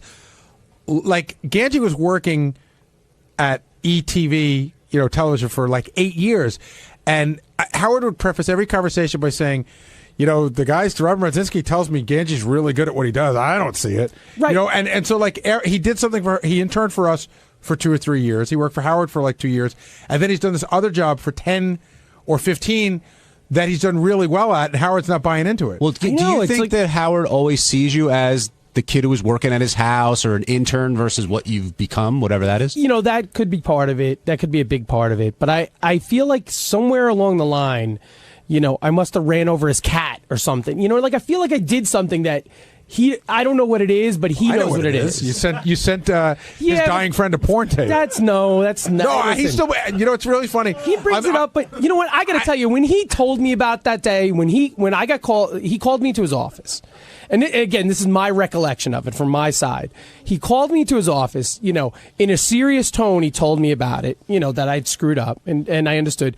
But it wasn't like he yelled at me and like made it like had because he doesn't yell at anybody off the air. But it wasn't like he told me, hey, listen, you made a mistake. But it wasn't like it didn't feel like a big, huge thing. Like I don't feel like that was the thing that would make him hate me. Yeah, but think of how many times it's come up on the air versus that one little meeting. I know, because it's a funny story, and I think and I'm going to tell you something. I was talking to somebody who had dinner at his house within the last couple of months, and he came in and he goes, "Did you ever hear the story about Ganji?" I go, "Do you not listen to the show?" He goes, "It's the first time I ever heard it, so it came up at dinner." It's a funny story, and it's a huge F up. So yeah, so I think that's why he likes it. But I don't think that would make him hate me. And I think in some weird way, there's something, I don't know what it is. Then why would you be around after 20 years if you really, truly felt that way about you? Because I'm not 100% sure. I just have this feeling. You know what I mean? Like, I just, every once in a while, I get this like weird inkling, like on a day like today, where I feel honestly I did nothing wrong. You know what you did wrong? And today? I feel like I got in his cross. I mean, he saw me. Your visual presence set him off. That's exactly right. Ganji's visual presence just irritated Howard. Right. Gary, and Gary goes through this a lot. I was going to say, Howard's gone after you many, many times during the years of the show. Have you ever felt like he didn't like you? Yes, there was a period of time. Where I really felt like it was probably like a 6-month period. I remember it well. He was short with me during the commercial breaks. When I would come, see again, Artie and I have talked about this, but it's what you don't see and what you don't hear that could sometimes hurt the most. And you would go in the studio, and Howard would wave me off, or he would put up his hand if I started talking. Put up his hand, like it's almost like I don't want to hear from you right now. And whatever was going on, whether it was in my head or whether he was going through things in his life, and he was mad, and I was the focal point. I felt for a period of time that he had something against me. And it's very tough to deal with. Ralph Sorella, you care to weigh in on this? Actually, I do. Hey, now. And I have, let me make this clear, I have no personal information from being friends with Howard. It's never come up. But I feel exactly the way Ganji does. I feel like he's kind of, I don't know, had it in for him, or not like he's out to get him, and of course he wouldn't be fired, but there's some sort of dislike or something, some core kind of thing that he doesn't like about Ganji, and I always thought Ganji was like, and this is years and years ago. I mean, like Ganji always seemed to me like a hard worker, and really didn't get caught up in the whole. Especially when it was bad years ago. The show was like everybody was turning everybody in, and you couldn't like cough in the wrong direction without being fucking thrown to the wolves. And Ganji was never like that, and I always respected that. And I never got I don't know. I never got why. And I never used like the show for my own betterment. Yeah, like Ganji's always been a stand-up guy, and I don't know where that there's some sort of resentment towards Ganji, and I could be, but I get that vibe. So that's all I'm saying. Yeah, and I mean that's the thing. I get it too sometimes. There's people way ahead of Ganji who should be disliked.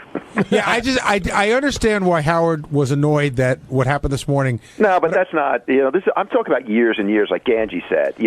I feel like there's an underlying thing there. But was there how long? Because when I started, I didn't feel that. I don't know. I felt like it's always been there in some weird way. I kind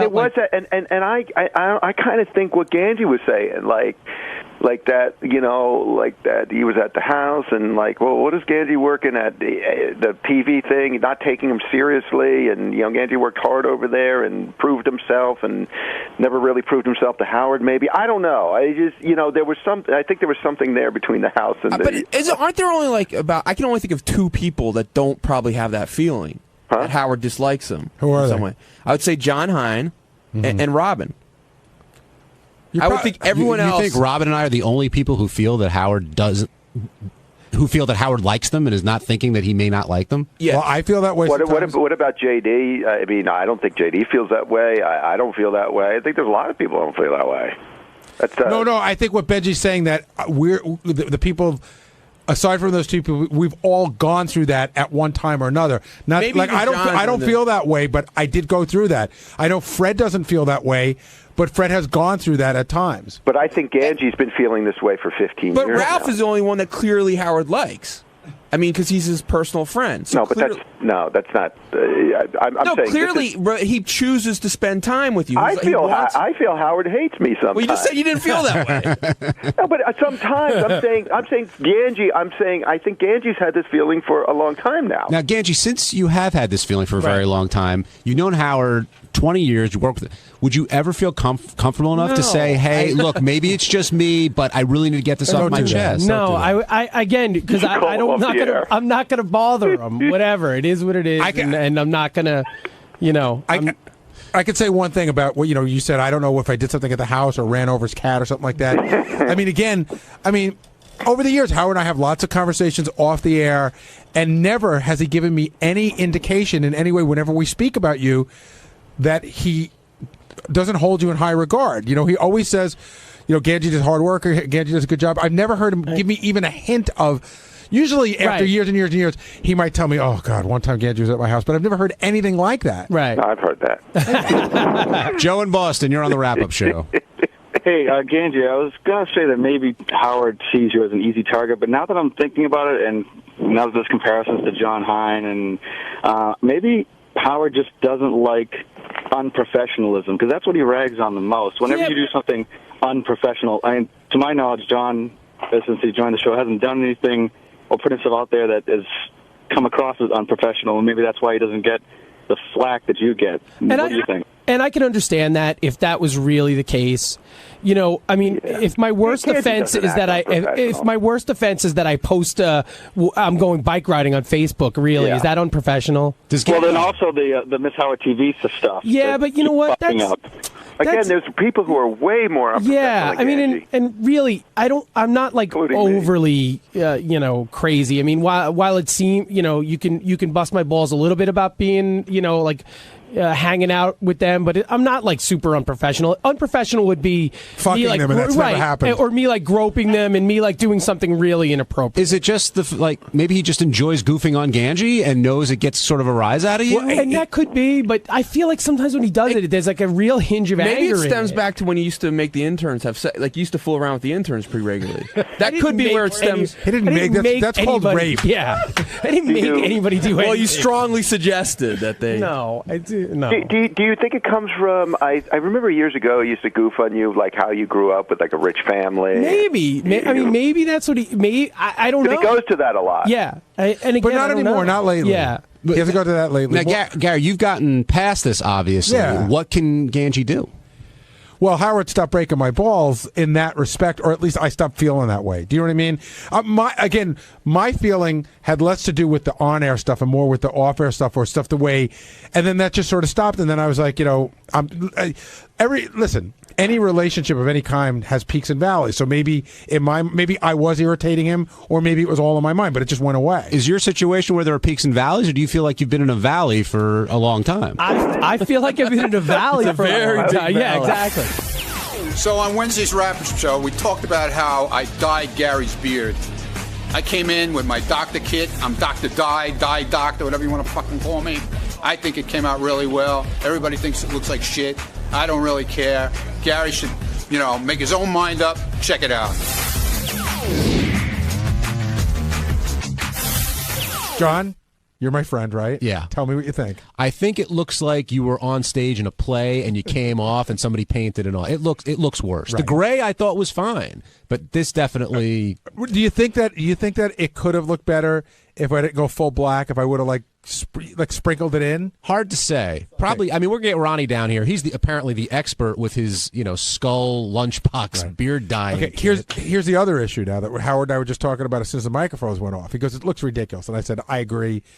And I'll probably shave it. And then there was a discussion: if I shave it, is there going to be anything on my chin underneath? Any sort of like dye stain, and I might have to wait a couple of days to shave it. Like if I shave it off, is there going to be black dye stain on my chin? Does it look like Groucho Marx? There could be. Again, we'll get Ronnie in here, and he can answer I know, but I got to question. know because I can't shave it and then find out that my chin is stained. Would you like shave just the beard and keep the mustache? No, I hate mustache. I hate the mustache. We know how you feel about the soul patch. I'm not even going to ask about that. I hate the mustache. So I would shave the whole thing. All right, now describe the process. Like what was going on when Ronnie seems to know what he's doing when it comes to this. No, he cracked open that lunchbox. He was all over it. He had the stuff and he was painting it, but I couldn't see what he was doing, and I was actually that break that we did it. That's the most important break of the day for me to talk to Howard about pitching guests. So I wasn't even paying attention to what Ronnie said. I was like, hey, do you want to have this one on? What about this? Charlie Murphy's coming in, So I'm doing that. I could just feel this cold thing brush on my chin, and Ronnie was like applying it liberally. And then Ronnie timed it out 5 minutes. Reminded me when my mother used to set the egg timer when she dyed her hair in the bathroom. And then I went into the bathroom and I was shocked. And he goes, no, don't worry. That black, now you're going to shampoo it out. And after shampooing it out? Well, the first thing when I looked at it was that there, and again, this is no cut against Ronnie, that there were spots that were missed. Mm-hmm. Like there's a big gray spot underneath that doesn't look natural. So I thought, okay, I could always go back and touch that up. But then I was looking at it and I'm like, it's not really the right color. And then Ronnie told me, which is probably what he went through when we nailed him on the air at Goofed on His, he's like, you got to play with it. It's adjustment. Like you see that happened, let it grow back. Now maybe next time you don't put as much on. He gave me a comb. Apparently, when the dye is in, you have to run the comb through it. It helps it get in more naturally. So that skull lunchbox kit has a lot in it. It's not just the dye and there's attachments. Yeah, he's definitely been doing it enough to know how to do it, and he thought that he thinks it looks good, but I probably could get it to look more natural if. But again, the whole point of this thing was like I want the best part about having this is it's half the time to shave. Did Ronnie like on the air he was talking about the different color choices he had? He did give it some serious thought. Again, he's going to come in. I know I keep saying that, but I'm sure he went and looked for the right mix and really tried to make it look good on you. We talked yesterday, and he said, do you want me to get black? And I said, no, and I've cracked this joke 1,000 times. Craig Gass dyed his hair once, and he used the blackest black there was. And for a long time, we would just say, him and Joey Ramone had the same color hair. I used to call it Craig Gass black was the color. So it's so shocking when you dye your hair black. So I said, I think it's dark brown. And then he went and looked, and he said that dark brown is too brown, and that there's jet black, and I forget what this one's called. Black, or regular black. Regular black, real black, black as night. I don't know. Obama black. Benji, what do you think of the dye job? Well, what are we doing to you tomorrow? I don't know. Oh, okay. I was one of the people that thought Gary's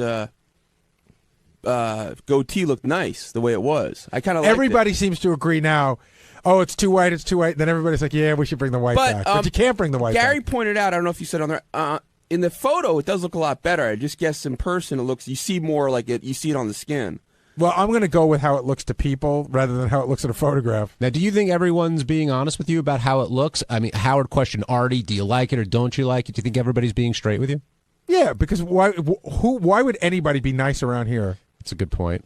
In other words, Howard has given everybody the perfect opportunity to say what they think. Like, Teddy, I saw you. What did you say when you saw it? Well, I liked it. I said it looks really natural because it didn't just dye every hair jet black. But he didn't do any of your mustache whatsoever, right? He said right. Well, that's the problem because he should have just maybe touched a little. It looks like, honestly, from far away, it's just really dark on the bottom. Yeah. It would look great if they just finished it. And Howard made me feel really self-conscious when he mentioned Jack Gordon's name, LaToya's ex-husband, because, I mean, God rest his soul. When that guy used to come in, the first thing when he walked out of the room, we talk about, he had like a jet black goatee and then all sorts of weird colors in his hair. And it was so obvious that he was dyeing it horribly, and no one ever said a word to him about it. All right, let's take a couple calls. Bill in Rome, you're on the wrap-up show. Hey, now, guys. Hey, Bill. Jerry, now I've got to bust your balls, but listen, how the fuck can you look at Ronnie with that calico, what do they call them cats? Calico. Yeah, one of them on his fucking face and ask for advice. But, I didn't ask for advice. This was decided by the show that Roddy would do this today, and I said I was up for it. You know what you got to do? Look at him and then look at Mike Walker, because Mike Walker's got the same thing going on. Right. And look how they look. And you don't want to look like that. Right. Mike Walker's got a different color beard than hair. I've noticed that in his picture. They got 15 different color hairs in their goatee. Right. Maybe, I could make this lighter, but now I got to wait 2 weeks for it to grow in, trim it, get it back to all white. It'll probably take a month to get it back to all white. It's probably coming off. We have the expert now joining us, Ronnie Munn. Expert, yeah, real expert. Ronnie, how do you think your job turned out over there? I like it. It like the bottom part is darker than the mustache, okay? Because the mustache is not as thick as the beard yet. He should have waited until his beard was fully grown in before he did it. If he shaves it now, is there going to be dye on his chin? No. Well, you got your answer there. I don't think so. I mean, I don't know. I've never done it, so I couldn't tell you. Can you describe? But then again, I got some on my finger, and it's still there. Oh boy! You know. Now, So can you describe? See, that's one way to make him keep it and grow it in, and he'll see it's much better. I might wait till the weekend to shave if I decide. No, but you know what, Gary, give it some time. Seriously, let it grow in more, and then you got to get the feel of how to do it the way you want to do it, how you want it to look. If you want it to look more natural, you don't put as much on in spots. Like when it grows in, you could see like your mustache pretty much is all black, but then the bottom part of your beard is all gray. So you don't really do much on your mustache. You just you do a little bit, and you leave parts of it so gray, and you get used to it. Ronnie, how much trial and error did it take? They could say mine looks like shit, but I really don't give a fuck because I like it. Well, how much trial and error did it take for you to get it right? Because you sound like an expert on it. I fucked it up quite a few times. How so? Like Bob Levy came in here one time and said, "Dude, what the fuck did you do? Did you just paint your face?" I know he was breaking my balls, but he was right. You got the wrong color? No, I got the right color, and what I did was I really put it on real thick, and I left it on like an extra 3 minutes. And the more you leave it on, the darker it gets. You're supposed to leave it on 5 minutes and then wash it out. All right. Now, can you describe that kit for the audience? You had my little skull kit? Yeah, you had a black lunchbox with a skull on it. Yeah. And we'll talk about the skull thing in a second, but what was inside? Like, what did you have? What's in the hair dyeing kit? Well, it's the dye, and then it's a neutralizer, two different tubes. You got a tube of dye, a tube of neutralizer. Okay. Then you got a little cup that you put the shit in to mix it. Then you got a brush with a little thing on the back that you mix it with. And then you got the brush part. It's a two-sided thing. It's pretty involved. Yeah, it takes like 5 minutes. It's once you get the hang of it, it's 1, 2, 3. You jump in the shower when you're going to do your shower or whatever. Boom, you're done. It's nothing. On Thursday's wrap-up show, a lot of the conversation was about Scott Salem, his lack of urgency, and what he did wrong today during the Mike Walker segment. And I think almost everyone from the show stopped by to let Scott know that he was wrong, and Scott defended himself. And when Scott defends himself, he gets a little testy. Here it is. You think Scott deserved to get yelled at, no matter what? Yeah, I mean, look, this is the Howard Stern show. We were going into the Mike Walker segment. Scott, A, didn't have Mike Walker ready to go. B, didn't have an excuse why he was ready to go. And C, took him 5 minutes to get it ready. So I could see why Howard was annoyed and why he yelled at Scott. I get it. Well, thankfully, Scott Salem is here to defend himself. Scott? Just go fuck yourself. I mean, come on. First of all, I did have an excuse why it wasn't ready, because I was working on, we had a problem with the news all morning, and yesterday I was still working on it for Robin. We couldn't get any of the Can I stop you there? I'm just going to play devil's advocate. Is there no one else that can do this when you're No, I could have done it, but every week I always remember. I have to call engineering. Scott, right. I'm not the one that has to connect Mike Walker. And all I have to do is make a phone call and tell them connect Mike Walker. I forgot to make the phone call. Will usually will remind me if I don't do it, he'll remind me anyway, or if I do it, he'll remind me. Do you understand why Howard was mad? And do you I mean, that's all I'm saying. I don't need you saying I deserve to be yelled at. I know why he yelled at me. I was sticking up for Howard. The guy said he was cranky. I said, well, he deserved to be cranky at you. Yeah, I was something was supposed to be done that wasn't done. Okay. Of course he's going to be mad. I didn't say he shouldn't be mad, but I wasn't laughing at the fact that he was mad. No, I didn't think you were either. I wasn't, happy about it. I get pissed at myself for not getting these things done. It should have been done. I was, involved with something else. Will, we work together, me and Will. If he forgets, I remind him. If I forget, he reminds me. You could put. Here's a suggestion. You could put a standing alarm in Lotus Notes for 9 a.m.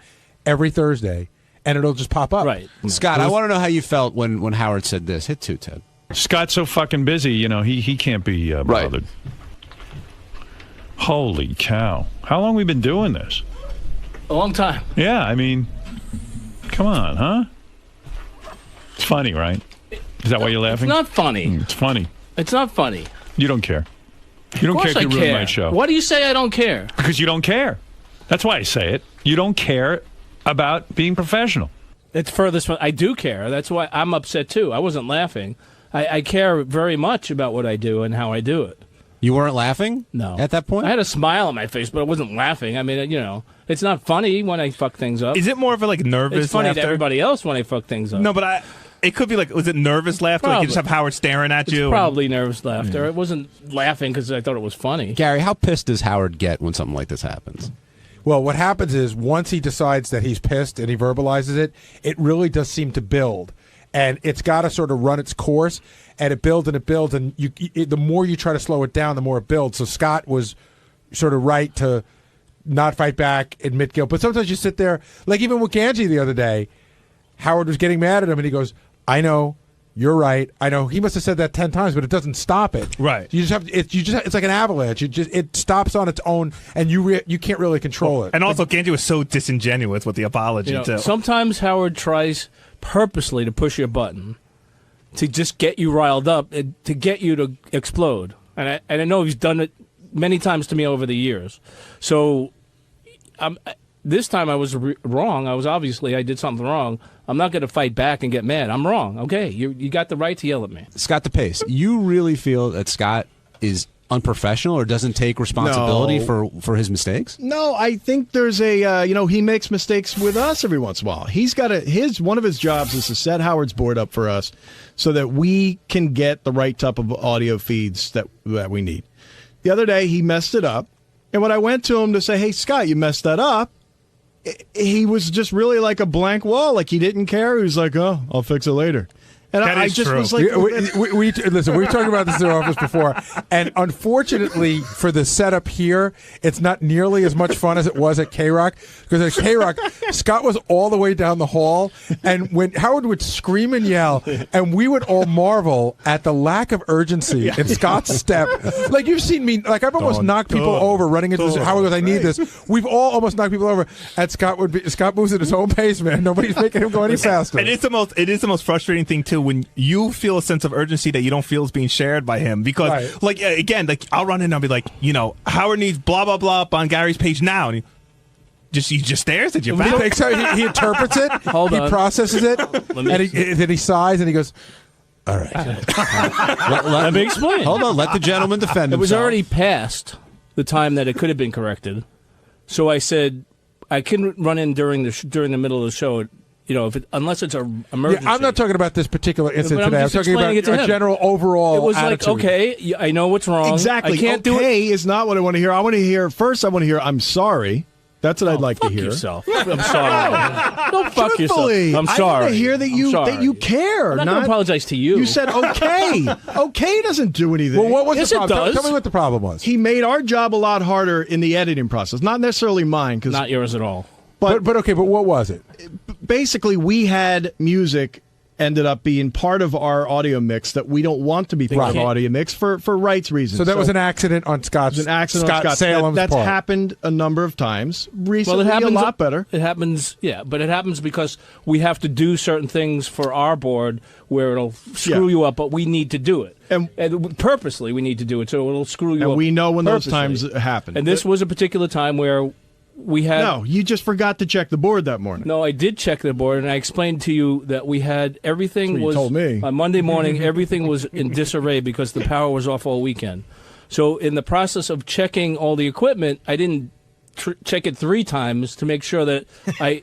Really? So you checked it twice and it was okay? When it I did, because I went back. I had to go back and double because we had things that weren't working, and I had to give myself all of those buttons that I had to push to check everything out. So I think if I'm listening to this, I think what Scott DePace is saying is the answer is, hey, it was a crazy day. A lot of shit went down. Yeah. I'm sorry I missed it. But I understand your explanation. I That said it was, that. I said that to him. That- I said no, you okay. I said exactly, I didn't- okay. I said okay. I'll take care of it. I was, we had a shitload of stuff going on this morning, and I missed it. So You said it was more like, okay, I checked it this morning. I guess I missed it, and you walked on. That was sounds. That sounds like what do you want me to do? It was already done. It just, it really What, am I makes going to get down on my fucking knees and suck your cock? I mean, come on. You want a golf ball or a tease? Maybe I give you and make up for it. comedy Come by on, get Scott. the fuck out of here. I mean, you really made Okay, a lot you of told people's me. jobs hard, and I wanted It's to not feel that a hard. little You have other sense of- feeds that you have other direct They need feeds to that- rebuild every goddamn All right. audio Yeah, feed to okay. make it right. So it takes 10 I wanted to fucking hear a minutes little more. bit more of a I'm sorry. Holy shit. I'm totally I on the mean, Pace's side on this one. It's like what? All right, how do you check something? I'm sorry, Jeff, but how do you check something The twice? last time I checked it,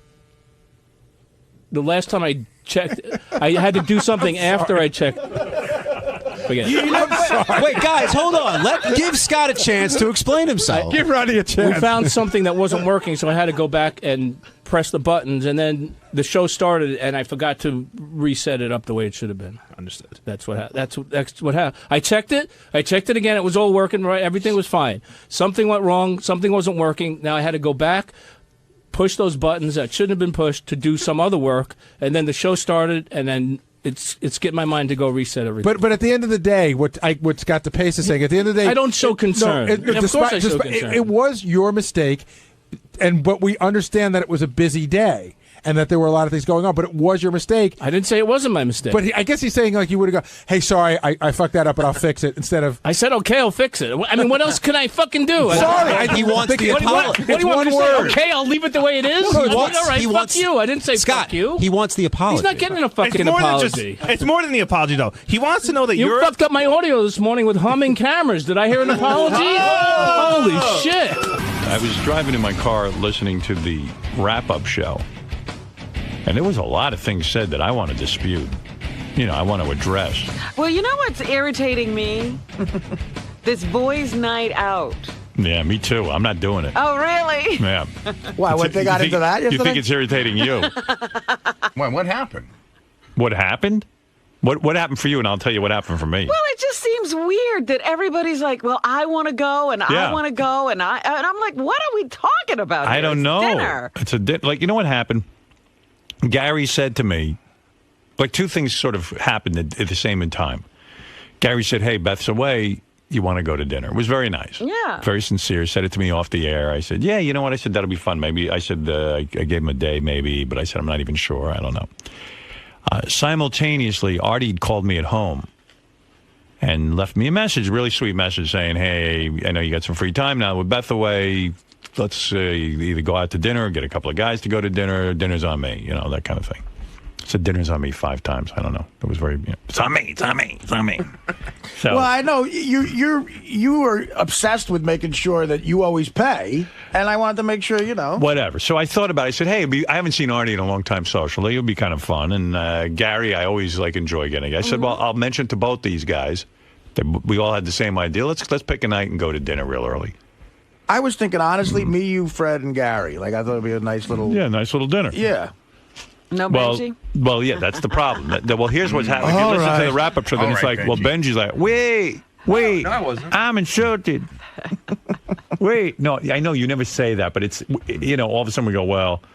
So Gary gets on the wrap-up show with that John Hine. Another troublemaker. Yeah, and they're trying to figure out, who should, and I didn't realize, Jason feels he should be at the dinner. Jason feels slighted. He's been waiting for an invite for 8 years or something. Well, he's in girls' night out. Yeah, and there's a weird thing that goes on, too. Like, Jason goes, Jason and Will are one person, like Sal and Richard are one person. They make They one come person. in a package. They come in a package. Jason and Will come in a package for some reason. I They don't should know be like why. the man with 2 heads. Chop off one of their heads and put it on the other guy's body. Then you So solve Gary the was problem. analyzing the levels, and Jason and Will are definitely in the same level because it's like they're one person. You go, and then Jason even said, well, if he's going to only invite one of us, invite me. Forget Will. Right. But meanwhile, you don't invite Jason if you don't invite Will. Right. And then it's the same with Sal and Richard. Sal and Richard are one person. They've made themselves into one person. You don't think of them as anything else because, like I was even saying to Beth, oh, maybe we should have some people out to the house. We'll have, people from the show. Maybe and then I go, oh, but there's a problem. I go, I don't want Sal in the house because he's so fucking weird. I love Sal, but he's weird. And then Beth said to me, well, what's the problem? I go, well, then I can't have Richard. Right. Because, well, what do you mean? Loses out. I go, because Sal and Richard are the same. Right. Can I tell you how weird it could get? But see, Jason and Will does not want to be one person. Right. Jason doesn't mind as much. Right. Sal and Richard, both of them want to be one person. They really do. Right. So John Hine had some people come out. In fact, Will and Jason don't even like each other. Well, Jason likes Will more than Will likes Jason. Right, yeah, Will doesn't like Jason. Yeah, he likes him, but a big shock when I found out Will doesn't like Jason. I didn't know either. Will likes Jason, but they became roommates sort of by convenience, not because they have a lot in common. Right. And then everybody thinks they're these great friends. Yeah, and that's Will's what I thought. Will's like, we're not great friends. I like them, but we're not like great friends. But let me tell you something. So John Hine had some people out to his house a couple of weekends ago. It was like me and a couple other people. So he drives Sal home every day, and he says, "Hey Sal, would you want to come by?" And Sal says to him, "Did you invite Richard?" And he goes, "No." And he goes, "Do you think you could invite Richard?" And John's like, "That was just uncomfortable, not because he doesn't like Richard, but now Sal's dictating who, the guest list." Sal said, even on the wrap-up show, "I can't go somewhere without Richard without telling him because I would feel too guilty." Yeah, I mean, these two assholes have become like husband and wife. They pee together. Yeah, I mean, it's ridiculous. Every time they walk to the coffee room together, you never see them apart. Yeah, I mean, it's sort of weird. So that's how this whole... And I was listening to this, and I said, forget going to dinner, because... It became a big thing. Hey, you know what's so crazy, too?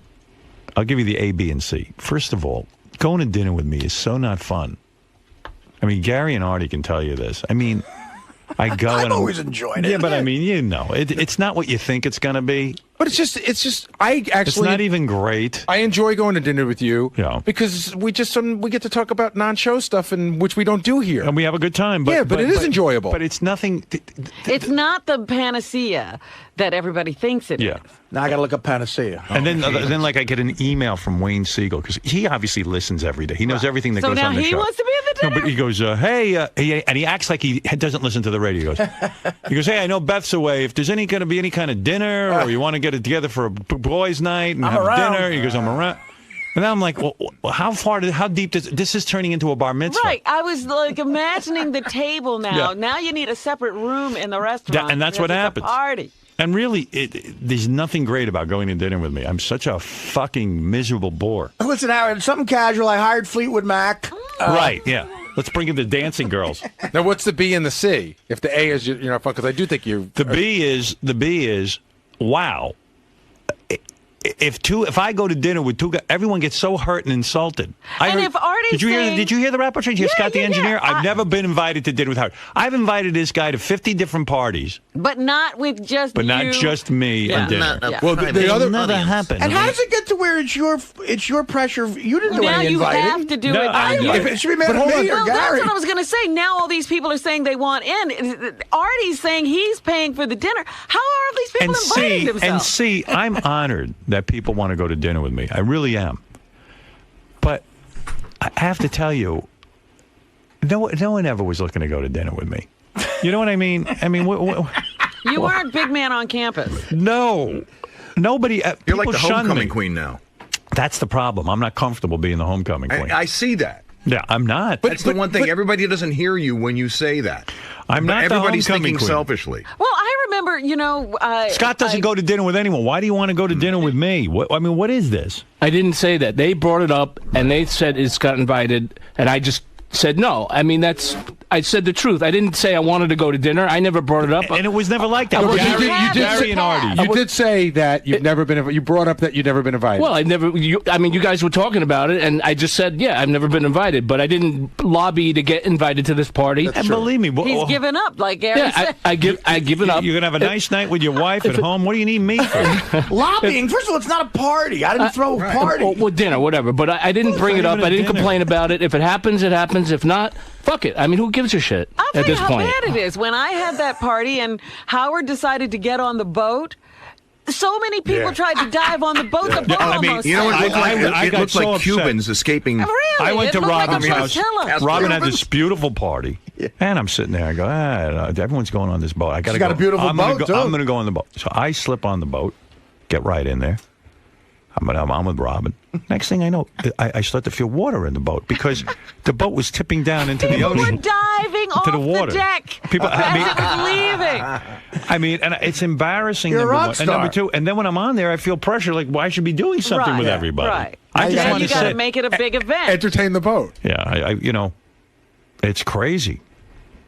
But this has turned into just Artie and I were both had the same thought. Like, okay, how is that doing? Let's go out to and dinner. I Now thought it's it would like be- the Last Supper. I know. So I shouldn't have said anything on the air. That was my mistake. I just thought it was. I don't know. If It you'd said it applied. after the fact. Yeah. Because that's what happened. Can we bring up one other thing? Because I didn't make it. I should play those clips. But yeah. it didn't make it to the wrap-up show clips. Like Will and Jason were talking about how they did go to dinner with you once early on. Right when they first started working here, I told you, hey, these two guys do great work. I want you to meet them. Right. And now they're both lamenting the fact that they were really young. They had just started working here. They were completely starstruck by you. And it almost didn't feel like a dinner. And they'd like to get another shot, but they don't know if it's ever going to happen. Well, first of all, I don't that's even. what started Jason's lobbying. I don't He's even- lobbying before time runs out. I don't even remember that dinner. Cinderella. We went to Josephina's. Oh, did we? It was the four of us and Casey. Wow. Well, there's a party. Oh my God. What the hell was going on Casey there? was building a computer at the Yeah, right. I didn't realize Casey was going home praying to Satan. Oh. Drawing in After that blood in the Bible. Right. Let's see. I got a new King James version I'm going to bleed on. All right, here you go. Let me see if I should. I don't know. We've kind of actually explained everything that went on. I didn't hear this, though. I'm dying to hear what You want to You hear do the this? levels. You always want to hear the passion. Right. All right, here you go. I got an instant message from Jason that was like sort of ha ha ha. You know what I Oh, mean? boy.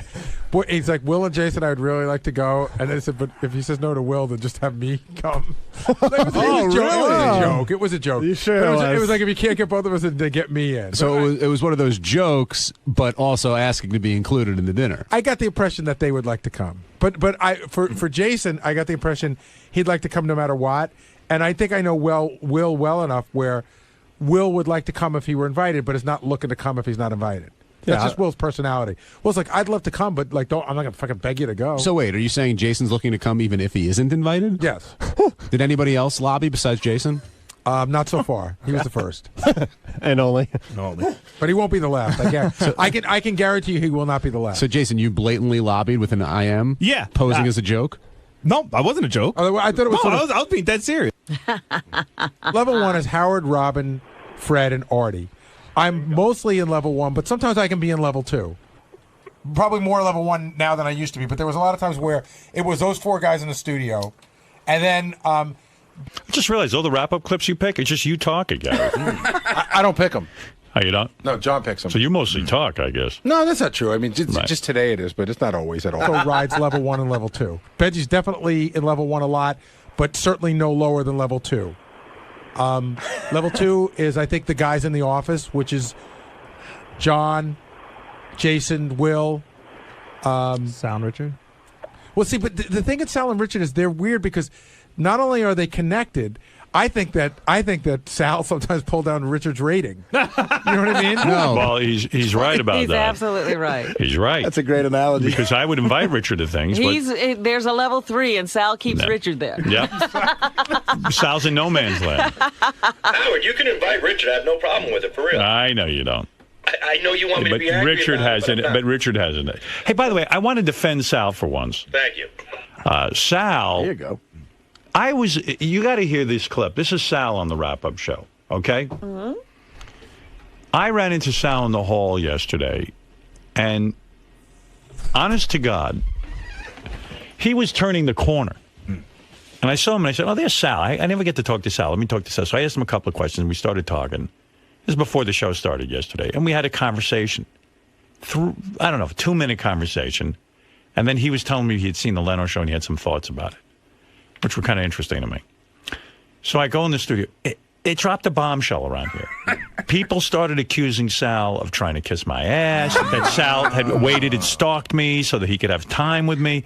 This is what I mean right here. This is crazy. Everything Sal, that happens here is observed if it happens around you. Yes.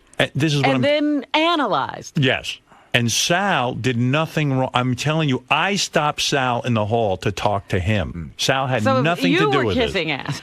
Yeah, I actually was. I was kind of, I wanted to connect with Sal.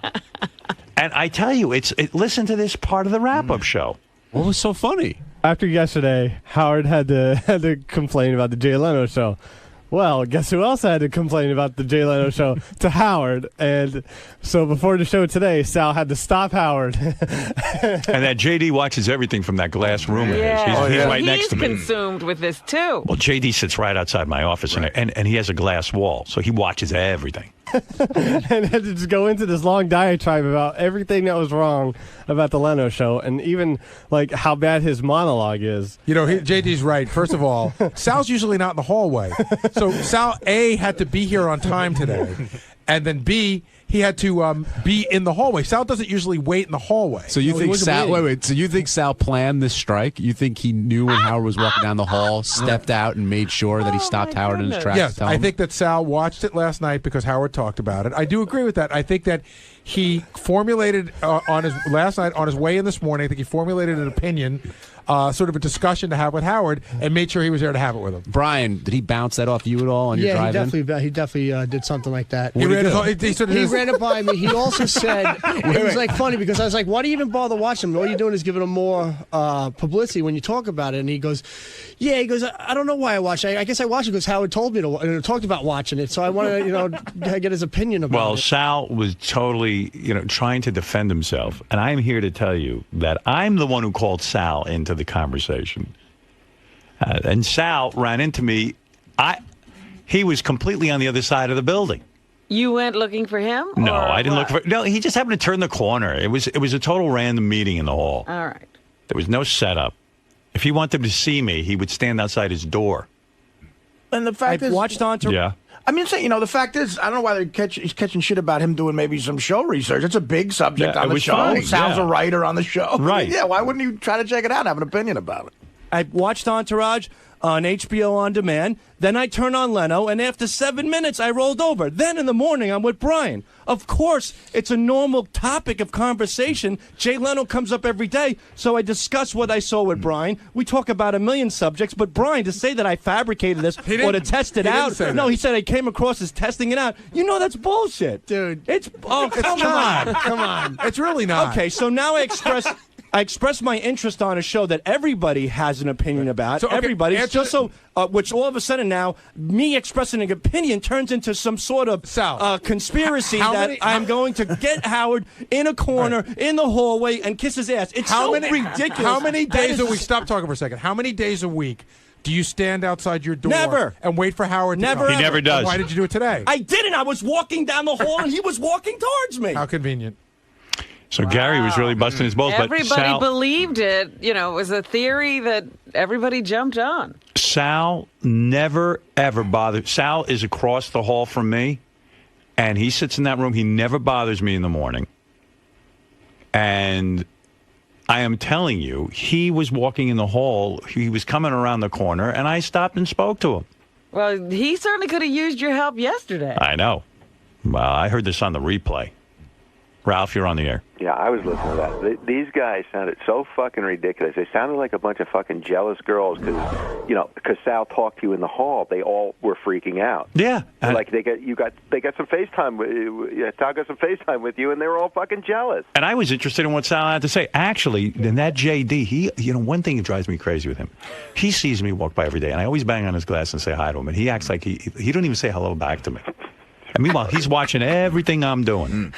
Yeah, you're like TV to him. Yeah, he watches it. He was busy watching Sal and myself in this hallway. I should be me in the hallway. You know what they say, JD? Yeah, who knew you were sitting there beating off going, I should be with Howard. I don't know, that wasn't it at all. It was how passionate Sal was sounding. He was having a conversation. Okay, I get that now. All right, calm down, guys. I apologize to Sal, and I don't know how to react whenever you just knock on my window.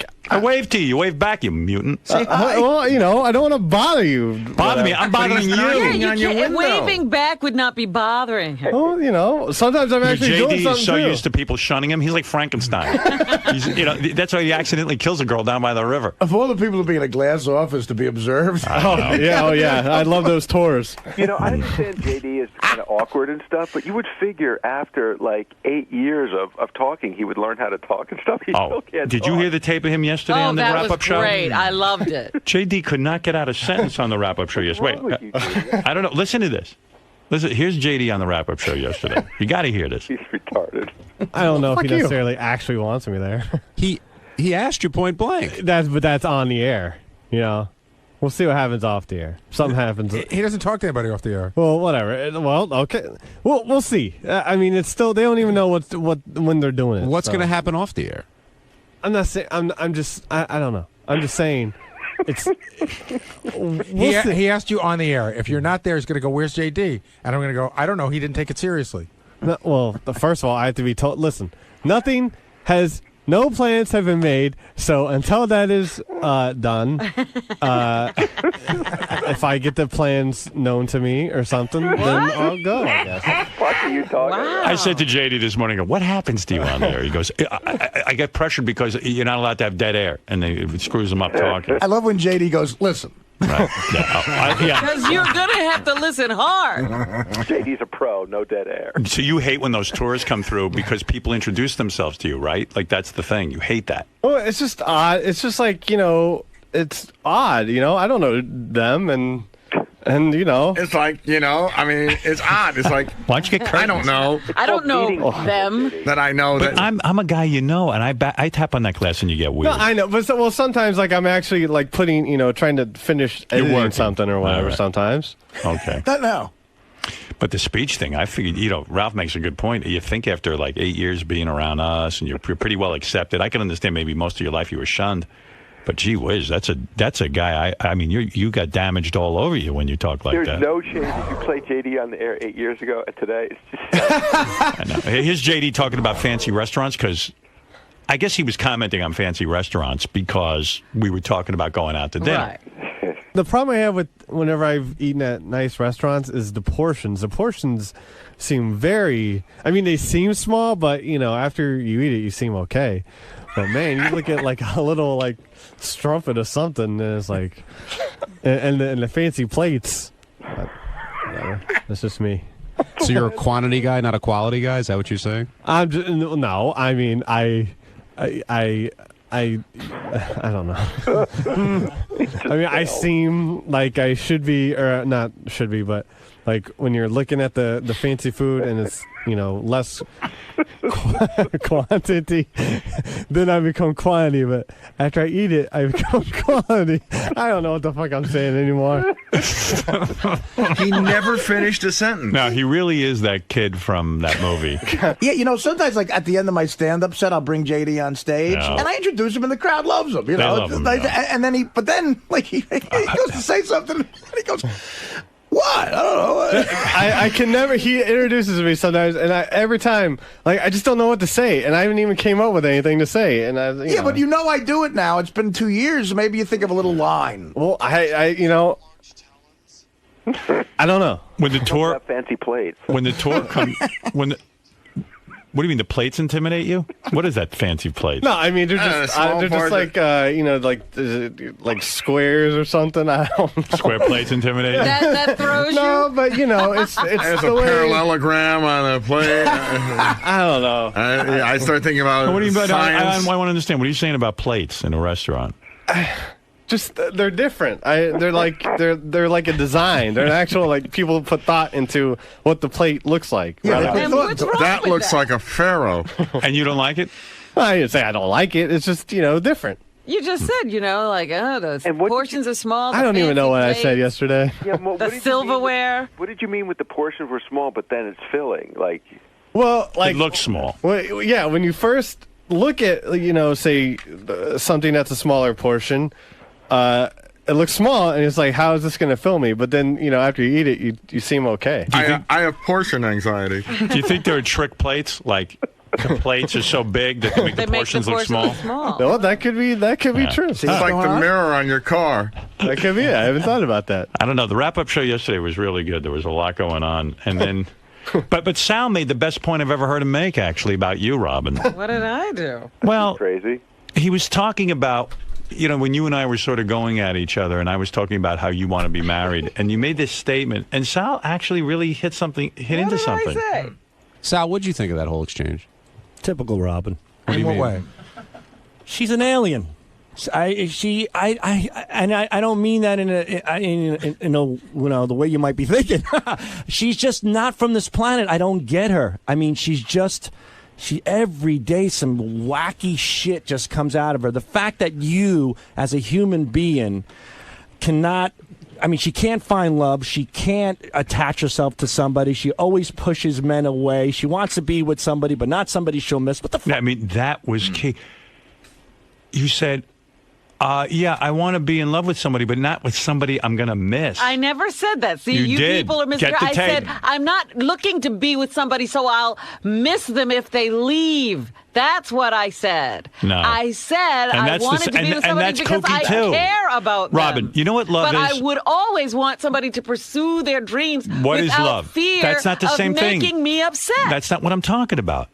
What is love to you? And don't start yelling. Tell me in a calm because voice. you won't listen to me. You're What- talking and not letting me tell you Okay. what I said. What is love?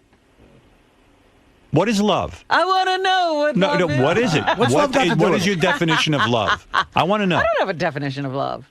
Yes, you do. I do Everyone not. does. How do you know when Here you're in we love go. with someone? Everyone does. I have to. Have you ever been in love? Yes. Okay. What was that experience It's a like? deep caring for someone. Okay. So you care for somebody. Yeah. This someone Okay. wasn't you. Now, you said you're open to the idea of marriage. Sure. Okay. So far, so good, right? Okay, we're on All the right. same page. Same on the same page. far, you've said what I've said. All right. I would assume if you marry someone, you would be in love with them. Am I correct? I would hope so, yes. Okay. Now, let me ask you a question. Do you think it would be unusual that if your husband, who you're madly in love with, went away for a month, that you would miss them? No. You think that? You think Why you would would I not miss miss them? I can still talk to them. It's not like they got on Wow. You're the sick. You're psycho. Mayflower. Psycho. And you can't ever talk to them ever You're again. lying. Oh, my Would you miss the person? And who then you- I would also go see them.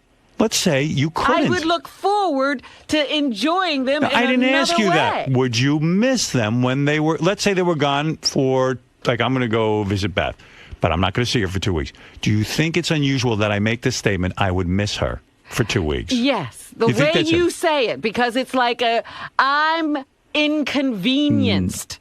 I said I missed her. This is what it sounds like to me. Have you ever missed been anyone? Made to You're be psychotic. uncomfortable. You're uncontrollable now. Oh, okay. You've gone completely off the deep end. You know what it is, and I'm going to tell you I with have you. not gone off the deep end. Off this is the where air, I've always this is this been. character you've developed on the air. No, wait. Because off the Here's air, You're an asshole. No. Because you don't You know developed who a character. I am. I don't. And you will This is not the- continually misinterpret this is me not the and person then I tell talk to me- off the air. And then tell you're being me a hard ass. Be yourself. I am Be not yourself. me. Be yourself. Oh, stop. You're developing a character here because I'm not a you want character. what? You can't be a woman. being me. You can't be a sensitive woman on the air. I am as sensitive as they come. No, you're not. Yes, I am. I'm just not You crazy. won't. You mean? want is it me to be embarrassing? crazy. Is it embarrassing to you to admit want that you would me miss the man? To be crazy. That's it what you want. You want me to be miserable You are crazy. and crazy. No, you're crazy. I happen You're not insane. to be a miserable You're not crazy. person. You're nuts. I don't look for reasons to be upset. You mean it would What about admitting that you might miss another human being is embarrassing to you? What does that say to you? How can you miss somebody these days? There's so many ways to communicate. Well, Wow. that she can even make that statement because she doesn't even know who this guy is, and she can't say maybe I'd miss somebody. Because I guess she's never really missed anyone. No, I haven't. Have you ever been in love? Yes. With who? Mr. X? Mr. X, yeah. You didn't look like you were missing him. I'll give you that. I miss him. I was like, see ya. I don't think you've been in Take love. care, brush your hair. I loved him very much. You were in love with him. Yes. And was there a time where you wouldn't see him for a month? Probably not a month. 2 weeks? No, never that long. All right. Well, then I don't know. I mean, I don't know how to get this out of you, but I think there's nothing wrong with admitting you might miss someone. But you haven't had her gone for a month. You were having these issues. She hadn't even left yet. Yeah, because I miss her. But she was there. I was sad that she was leaving. Yes, that's true. That's love. Oh, please. That's ridiculousness. That's ridiculous. No, what do you yes, think it's love ridiculous. is? I'm in touch with my feelings. You're not. You're not in You're touch fucking with off the wall. You're off the wall. You're crazy. Well, you're Howard, having here's the other- feelings of missing a person while they're still there. No, I knew that I would miss her. But we how were did you know sad. that? She hadn't done it yet. Holy mackerel. But Howard, you're the other way. Beth goes away for a night and you miss her. No. And this is what I'm saying. He's already experiencing something that hasn't happened. No. Listen, I'm a functioning... Now, you can tell me that is not crazy, and a lot of people will go along with you, but they're all crazy. Why are you worried about your cat dying, but your cat's not dead yet? Why are you worrying about it? I wasn't worried about my Why are you cat worried about it? dying. Yes, you are. I was worried about Why are him you worrying suffering. about it? Oh, come on. And wondering what how to do you do know about he's it, and suffering? having to make the decision to put him to sleep. No, that's not true. Yes, it was. I think you've lost it. And I think well, you're not in guess touch. what? We're both of the same opinion about each other. Right. You've gone off the deep end now. You are a mess. I'm not a 34 on the narcissism scale. No, you're probably a 60 if you answer the questions right. And you're not jumping out of planes. That's right. That's insane. Oh, no, he's not jumping off the chair. He won't go out. Oh, my God. So if, Can't you even get him to dinner. decide, so if you decide to put your cat to sleep in a month, would you be sad? What? If you decide to put your cat to sleep in a month, will you be sad? If you tell me now in a month I have to put my cat That's to right. sleep, Will you- that's different than being able Why to be talk sad to now? Beth on the phone. But why be sad now? The cat's here. That's Why be different than sad being now? able- because I'll never be able to be with him again. You will be Oh. with Beth again. You can I talk see. to her every day. I see. Can't make out with a phone. Yeah. It's a big difference between somebody being with you and talking to them on the phone. No, there's a big difference Robin, in having this can I feeling tell you something? that you There can't be isn't- attached to someone unless they're there. Why live together at all then? There's some people who don't have to live together. There isn't a person listening to this conversation right now saying, Look, what just happened to because Robin? everybody's Do you understand? nuts doesn't make so it you're right. the normal one. Just because Do you everybody's see the nuts narcissism in that? doesn't make it right. Everyone and else- number two, everyone else is abnormal and you're has normal. nothing to do with right. No, you're putting on an act. I don't even believe what you're saying. And I'm just telling you who I am. You don't want to know me. Mm-hmm. Oh, I know who you are, but this is not who you are. Okay, This is the character, right. I'm Robin. the person you have in your head, not the person I have in my head. You are a narcissist. And you agreeing with Sal, you really ought to question yourself. I agree with Sal. I agree with Sal. That right there should tell you something. Well, I agree with that. No, but I think don't. I mean, if you care about someone, you could say to them, "I'm going to miss you." I'm going to miss. You're going to miss them. No, not Robin. She only misses them. She doesn't even miss them when they're gone, and certainly would never miss them and say, "Gee, I'm going to miss you when you're He gone." misses her while she's here. No, I said I'm going to miss you.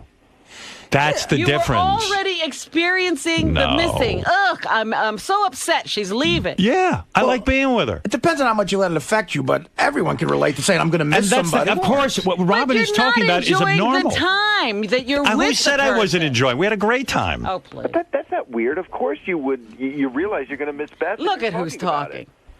Listen, you're the only Bond. one. Robin, you're the only one who even I don't care if I'm the enunciates only one. this. I'm simply telling you who I am. Why do If you want, I'll have Ralph explain it to you.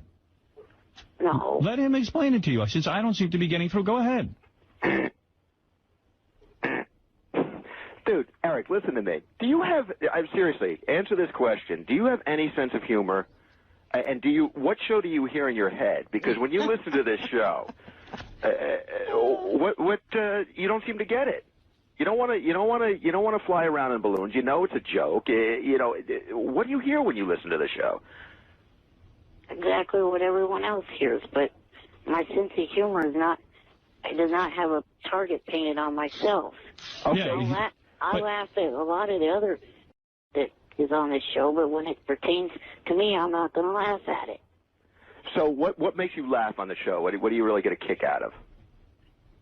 Some of the other jokes that are, pertain to the other people that have to do with the show. So you don't think that somebody's getting a kick out of you in the same way you're getting a kick out of somebody else? You can't see that you're just as goofable as everybody else?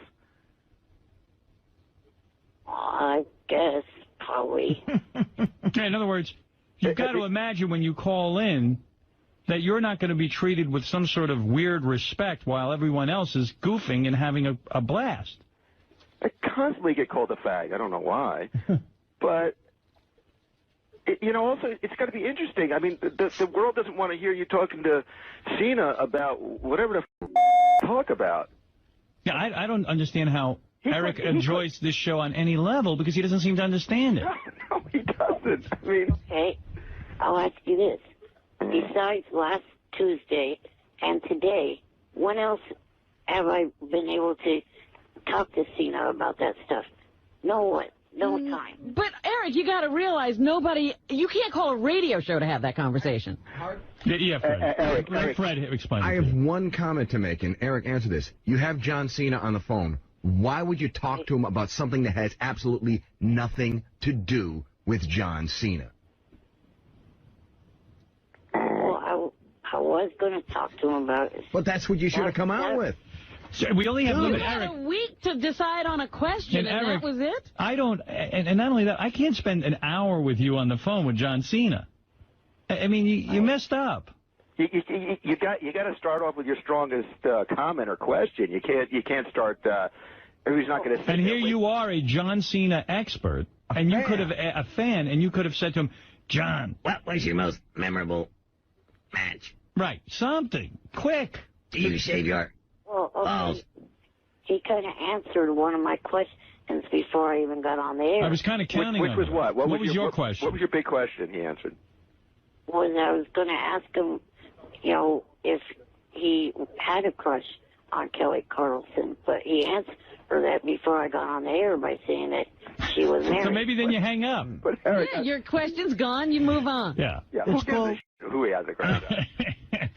Captain Jenks. What do you know about him? Isn't he like a singer or something, Eric? Yeah, for example, you could have helped me out. He has a rap song. Yeah, you could have, thrown in something that Howard didn't bring up, something maybe interesting about him. It's true, because I forgot to play John Cena's There rap was a song. rap song? Yeah, here it is. This is his rap song. Did you know about that, Eric?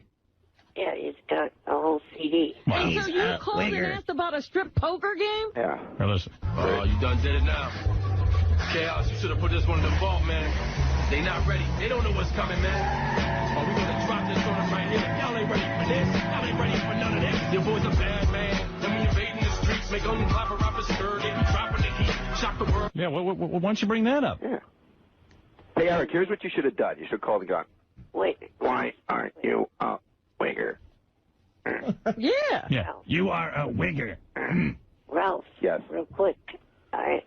The reason why I did bring up the thing with the divas was because the two that got fooling night were the two that were at the premiere of his movie. So why did you just say to him, Eric, why did you just say to him, hey, did you bang two of the chicks in the WWE named Blow and Blow? See?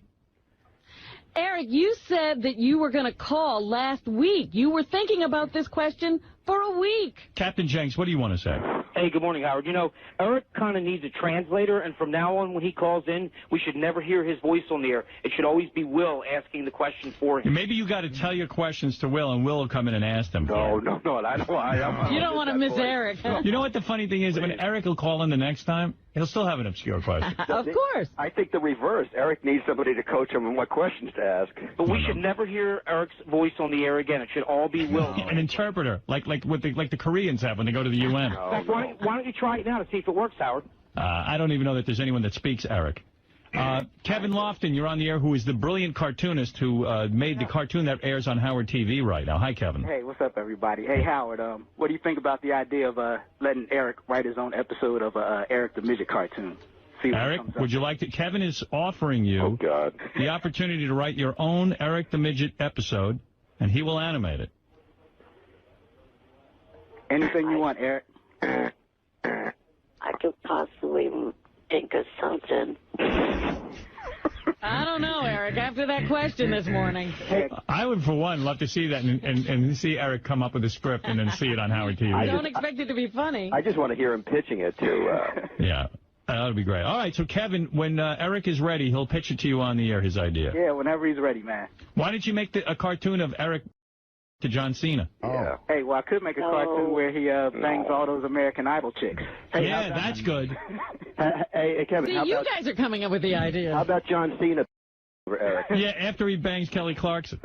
Give me a dirty Sanchez. Hey, Eric, how about if you build like your own John Cena-like bodysuit and it's just your head coming out of it? And you're going around, you know, these chicks like John Cena. How about John Cena eats Eric and then... So this is the little intestine. Finally, I get to be part of John Cena. Hey, Eric. How about if John Cena uses Eric like a gerbil? Like he walks in the room and he's a fat chick, and all of a sudden John Cena just grabs Eric the Midget out of his chair and shoves him up his... Yeah, you know, you could play a Benoit ball. Oh, man, is somebody writing all these down? Hey, man, these are gems. These are $1 million ideas. Eric? You could play one of the beads in a row of beads. I bet you I could get John Cena to play himself. Oh, man. Hey, there was no gerbil. You want to be Eric? I've never been in a superstar's house before. Eric, what do you think of that? I don't like any of those ideas. Eric the human... Hey, whatever you come up with, Eric, you know, I'll do it, man. Hey, Kevin, I don't know if you know this, but I want to give you a little statistic. Yeah. And Howard TV is very, very highly viewed. There's many viewers, but Eric the Midget's cartoon is the most watched episode on Howard TV, outstripping The Girls, you know, Sal and Richard. Sibian, Sal and Richard, any of that stuff. And Doug has it buried. People have to hunt for it. Yeah. You don't even know what it's called. It literally is the big, it's in the JD episode, so it's in there, and it is the most viewed. Hey, from my point of view, I think this is just the tip of the iceberg. I'm ready to do tons of these things, man. You're a hit, Eric. Eric, do you hear that? Yeah, I want it. Eric. Kevin, I need an episode where John Cena walks in the room and uses Eric as a gerbil and shoves himself up his ass. No. You got to do it. My vibrating wheelchair. Yeah, man, let's do any of this stuff, man. I'm ready. I'm in John Cena's... Eric the gerbil. Eric the gerbil. And then they have to go to the ER to get him out. Yeah, they have to pull Eric out of John Cena's... And then he pulls Eric out of his own...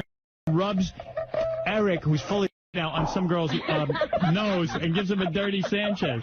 He gets Eric out, but the wheelchair gets... Yeah, then Eric's like, We could call it a midget Sanchez. And John Cena's like, I just gave a midget Sanchez.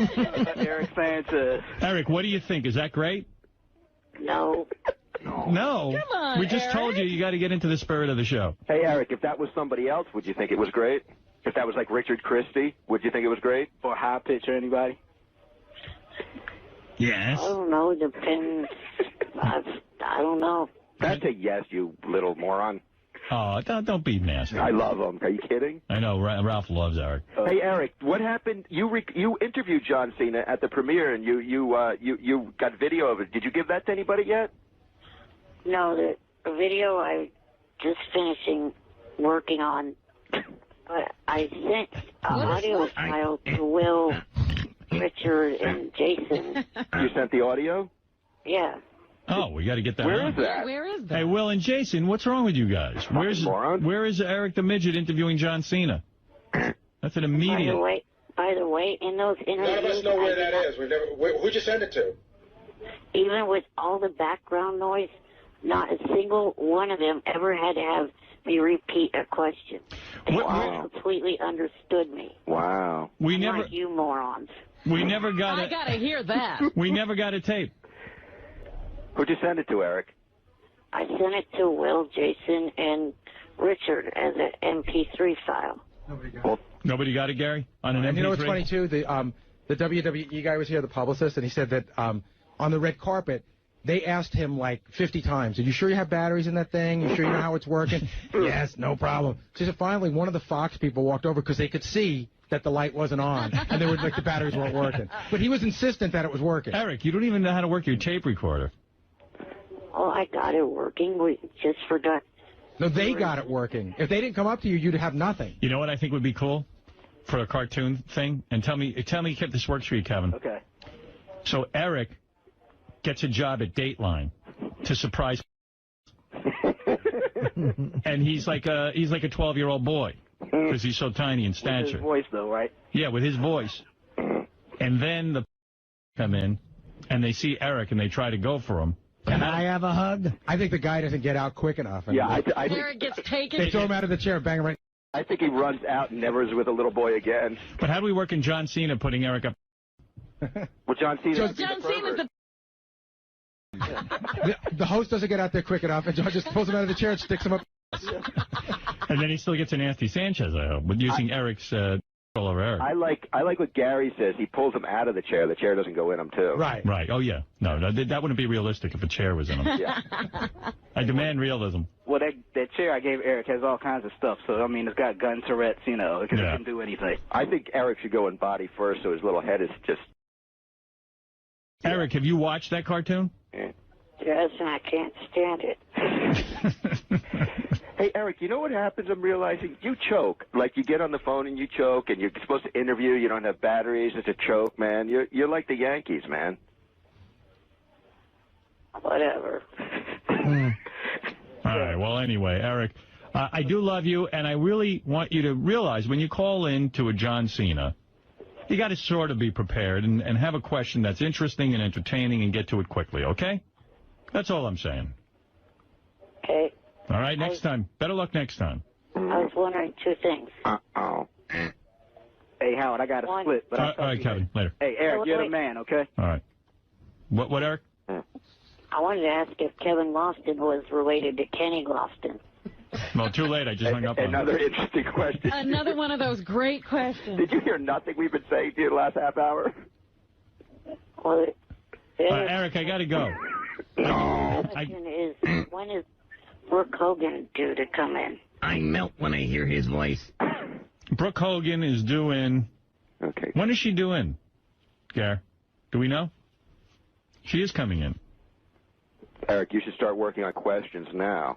I have. So, hold on. It's coming up in like 2 weeks. All right, let me prepare you. What are your questions? I have one because a couple months ago I met her and the VH1 cameras were there, and I was just wondering when that one was going to air on. Oh, geez. No. What is your question? Pretend Brooke Hogan is here, all right? All right, I'm going to put her on with you. And here's your chance. Hello. Hi, this is Brooke Hogan. Hi, is this Eric? Yeah. Did you see me in FHM? Yeah. Did you like my body and my breasts? Well, I don't really want your father.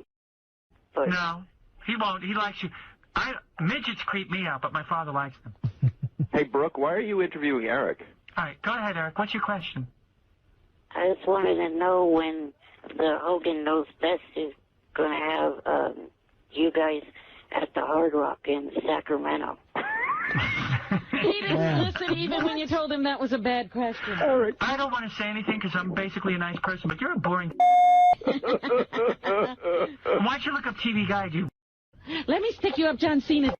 I'd like to see a cartoon with you up John Cena. That's a bad question, Eric. Eric, this is Howard. I'm here with Brooke Hogan over at the hotel. And you got to do better. You got to ask a better question. I'm going to give you a second chance, okay? Hey, Eric, is there anything about her that interests you that you would like to know? Interesting about her life, maybe life or... All right, let him try again. Go. Hello? Brooke Hogan on the Howard Stern Show. Who's this? It's Eric. Hi, Eric. What can I do for you? I know I'll come up with something between now and then. Oh, jeez. Did your father go to wrestling school? All right, okay, so call me back when I'm on in like 2 weeks. When is the episode of B? With more time, I'm sure he'll come up with something more obscure. Hey, Ralph, maybe I'll be Brooke Hogan, Ralph, and you do an Eric impression so he can hear what he sounds like. We need like a Cyrano. All right. Hi, this is Brooke Hogan. Hi, Eric. Hello. That's too real. Do you have a question?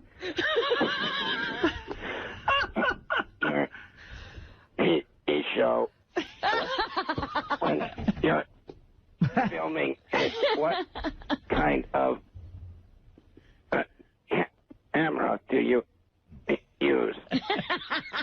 Even an impression of him's bad at asking. How is Hogan spelled? Eric, do you see what it sounds like when Ralph does it? You get the pictures I sent? Eric. Yeah, I heard. All right, so what did you think of your call into Brooke Hogan when Ralph was doing Were the you impression? dying to hear the answer? I don't know. Did you like Ralph's question? No. All right, so that's my point. I'm allowing you to call in for anyone you want to. I'll even put you on with Brooke Hogan. But you've got to, come up with a question. Do you like Hogan's Heroes? Are you related to Hogan of Hogan's Heroes? Look, Eric, I'm going to ask you a question now, all right? F married Brooke Hogan, Kelly Clarkson, John Cena. Ooh. Well, because I'm straight, I guess I have to put Cena in the department. Okay. Well, if you really feel that way. And I guess Kelly in the F, and then Brooke in the Mary. Oh. Oh, what a couple. All right. I want to marry you. Oh.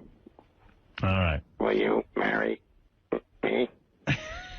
I'm on my bended knee. Can't you tell? Well, very good. And thank you, Eric. And I will put you through any time you want, but please use the airtime in a consistent manner where you ask good questions. I only hung up on you because I felt the audience was being bored. Eric, you should work up some questions throughout the week and then call in and run them by Howard. You know what his question will now be? Brooke, did you hear when I did the F married that I married you? Yeah. Oh, that would not be my question. All right. Oh, come on. You've got that up. You've got 2 weeks to prepare for your Brooke Hogan appearance. But ask him about how long it took him to airbrush her on the in that FHM, Eric. You think that was airbrushed? Oh, please. Stretched, airbrushed, manipulated, whatever they could do to it. Well. Right, Eric? Oh, when my roommate and I saw her, she looked pretty hot. I agree. I saw her here in person. She looked real good. All right, Eric, thank you. Ralph, thank you. I've got to finish up the show now and get to Robin with the news and John Hine and, of course, the great Steve Langford. Thank you. Wait, I have another question. What is your question? Robin. You guys probably would not want me asking this. Robin, what kind of gas do you put in your car? Well, What is your question, Eric? I wanted to know if you guys could ask when the DVDs of the seasons 1 through 3 are supposed, or 1 through 2 are supposed to come out of Hogan Knows Best. What was that? Oh, geez. You probably won't want me asking it. I wanted to know when seasons 1 and 2 of Hogan Knows Best will be on DVD. Listen, Eric, you got a lot of work ahead of you. I got to go right now. And I'll speak to you soon. And Ralph, thank you, and thank you, Eric. Okay. All right. Bye for now. The release date is... All right, thank you. Bye. All right, bye for now. I can't call Tower Records. That's nice. How long does it take for paint to dry? Somebody just sent me... Yes, Eric. Good morning. Is this Eric? Eric the Midget. And then I got a break because it's an hour and a half. I haven't taken a break. Well, I was listening to this whole thing. Why didn't Artie and Sal and Richard do a standoff? I don't think Artie really wants to prove anything. It's not about who's funnier. That's not the point. Come on, you say Richard. I didn't say. You said he was green, that he Exactly. needs time on stage. He's better than I was for doing it that long, that's for sure. All right, there you go. That's a nice compliment. That actually is the truth. I've heard what Artie says to I don't even know Richard. what that means.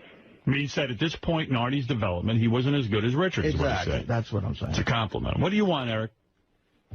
Well, I just wanted to say, say something about the weekend box office. Unfortunately, the movie The Marine didn't make it into the top 3. No, the Marine starring that wrestler guy. John Cena. John Cena. The wrestler guy, he'll now be known forever with us. John Cena. John Cena. Yeah. How much money did it make, Eric? $2. They never reported on the news. I think the last movie they reported was Man of the Year. Maybe Right. number 4, I think. The number one movie was this sequel to with Sarah Michelle Gellar. The Grudge. Which was what, Eric? The Grudge 2. No, let him say it. Oh. You say it, Eric. The Grudge 2. Movies are like just money make. What was the second one? Second movie, I can't remember what. It's The Departed. The Departed, yeah, from last week. Yeah, that's right. What, Eric? The Departed. I want to re-release Beer League. Put some monsters in it. Put something on Mike Myers, man. What? Just say boo in your movie. This, I think, is part of Eric's plan to be a movie reviewer. I know what the Marine made. How much? And it was number 6 this week. God. It made $7 million. And that was a film that was produced by Vince McMahon. Come on, stunt fans, please go see the movie. Are you rallying the troops? What is it, Eric? I mean, like, you want Why the movie... do you care if this movie makes money? Yeah, how's it going to affect your life? Because I'm in love with John Cena. No, I'm not. Cena. I want to lick his taint and balls. The WWE is just a really good company, and I'd like to see them have success in the movie business as well as the wrestling business. It got 0 stars from the critics. Hey, Eric, did you like the movie? Yeah, it's a real good movie. What's so good about it? You know, I like action movies, and it's a real good action movie. I was able to masturbate to John Cena. John Cena The is theater was empty. shirtless. Is he shirtless? Yeah, I'm sure. Oh, baby. Can you see his body good, Eric, in it? I didn't pay attention. So you don't know if he had a shirt on or not? I was staring at his package. Pretty sure he did for the whole movie. 93 minutes of the hottest man I've ever seen. Do you like to see him as a Marine or wrestling around with another guy more? I fantasize that I'm Triple H and he has me pinned. Was he wrestling with other Marines? I fantasize that I'm a nurse and he pins me down. John Cena is the perfect man. Would you like him to pile driver you? All right, thanks, guys. I got to go take a break. Specimen. All right, Eric, thank you for the movie review. Okay, bye for now. I want to talk box office. Don't you want to be the movie reviewer, Eric? Yeah. What would that sound like, Thriller. Ralph, if... I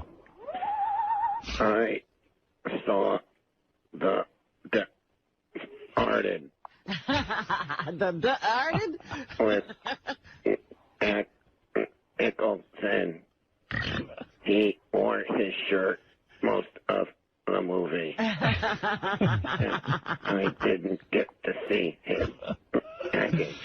See, Ralph, wouldn't that be fun to do out of your apartment as well? See? Thank you, guys. All right, Eric, thank you, and thank you, Ralph. And remember Eric's message that everyone should go see the movie with John Cena, the Marine. So getting back to my... So Eric the Midget is again. Here's Eric the Midget. Well, this message is for your big-nosed, retarded boss. Listen up, you.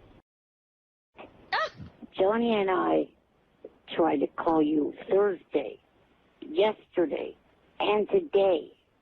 All 3 days you left us on hold for hours on end. You ignorant, retarded. Stop doing that. Johnny wanted to promote his pasta sauce, and sorry. I wanted to actually do something called agreeing to the balloon stunt. But you could, yes, no, that you've been leaving me on hold for that long. I love it. It's my little white, you big nose. Bye. Bye for now. I love when he gets. Oh, I love it. The way he starts off is just brilliant. I love when Eric the Midget's. But I saw those guys on. Johnny's on the phone with Eric. It's a whole. Yesterday we had a huge show, busy show, and it's like I can't get to it. So hang up. You don't have to stay on hold. I have a show-related question, if I may. Go ahead. Why hasn't Eric the Midget got in balloons and flown around yet? Well, I think we're close to it. Eric, well, wait, let me ask him. He's on the phone. Eric has called in every day this week. Oh, my God, I'm so excited. Are you a big Eric the Midget fan? I'm a very big Eric the Midget fan. I'm very upset for him about the Katie Couric debacle. What do you mean? That she took his sign off. That was... Oh, yeah, you're right. Yeah, goodbye for now. That's right. Eric. Good morning. Evidently, your two biggest fans are here. Sarah Silverman, the comedian. Are you a fan of hers? Yeah. No. and Jimmy Kimmel from Jimmy Kimmel Live. Good morning. Good morning. Good morning. Howard? Yes. You know, Katie Couric did not do Good Night for Now last night. I know, she changes it every night. Oh, she's trying out different things. She changed it to, this is a sticky situation. What, Eric, answer Jimmy's question. Jimmy wants to see you fly with balloons. Sarah wants to see you fly with balloons. Why are you not flying with balloons? Why are you not flying? Jimmy, I'll tell you the snag. Eric wants me to sign a document drawn up by his lawyer. He has a lawyer. That would hold me responsible for anything that happens to him during balloon flying. Right. And I said to him, look, yes, guys don't make people sign things. Steve-O doesn't come in here and make me sign a document before he has darts put. I don't want to sign anything. I think you should sign it. What more could happen to him that God hasn't already done already? Yeah, but that's the point. He'll say, oh, my neck hurts. And then he'll go in front of a jury, and I'll be responsible. And you know he's not even for real. Yeah, we've seen that song and dance, Eric. I mean, I can't risk that. Eric's going to die at any moment, probably anyway. Can't blame us for that. No, I'm not. What do you mean, no, you're not? You're very fragile, my You friend. told us you'd already lived past your life expectancy. Yeah, my luck, you'll come on here, fly by balloons, and have a little heart attack. Right. Yeah, it's all gravy now. Right. I don't believe that Eric is cowardly enough to have a lawyer draw up a document. I bet that's some lawyer getting involved and saying, "Hey, Eric, look at this. We should do this. We could cover you. Who knows? Maybe we'll make some money out of this deal." That can't be Eric's idea.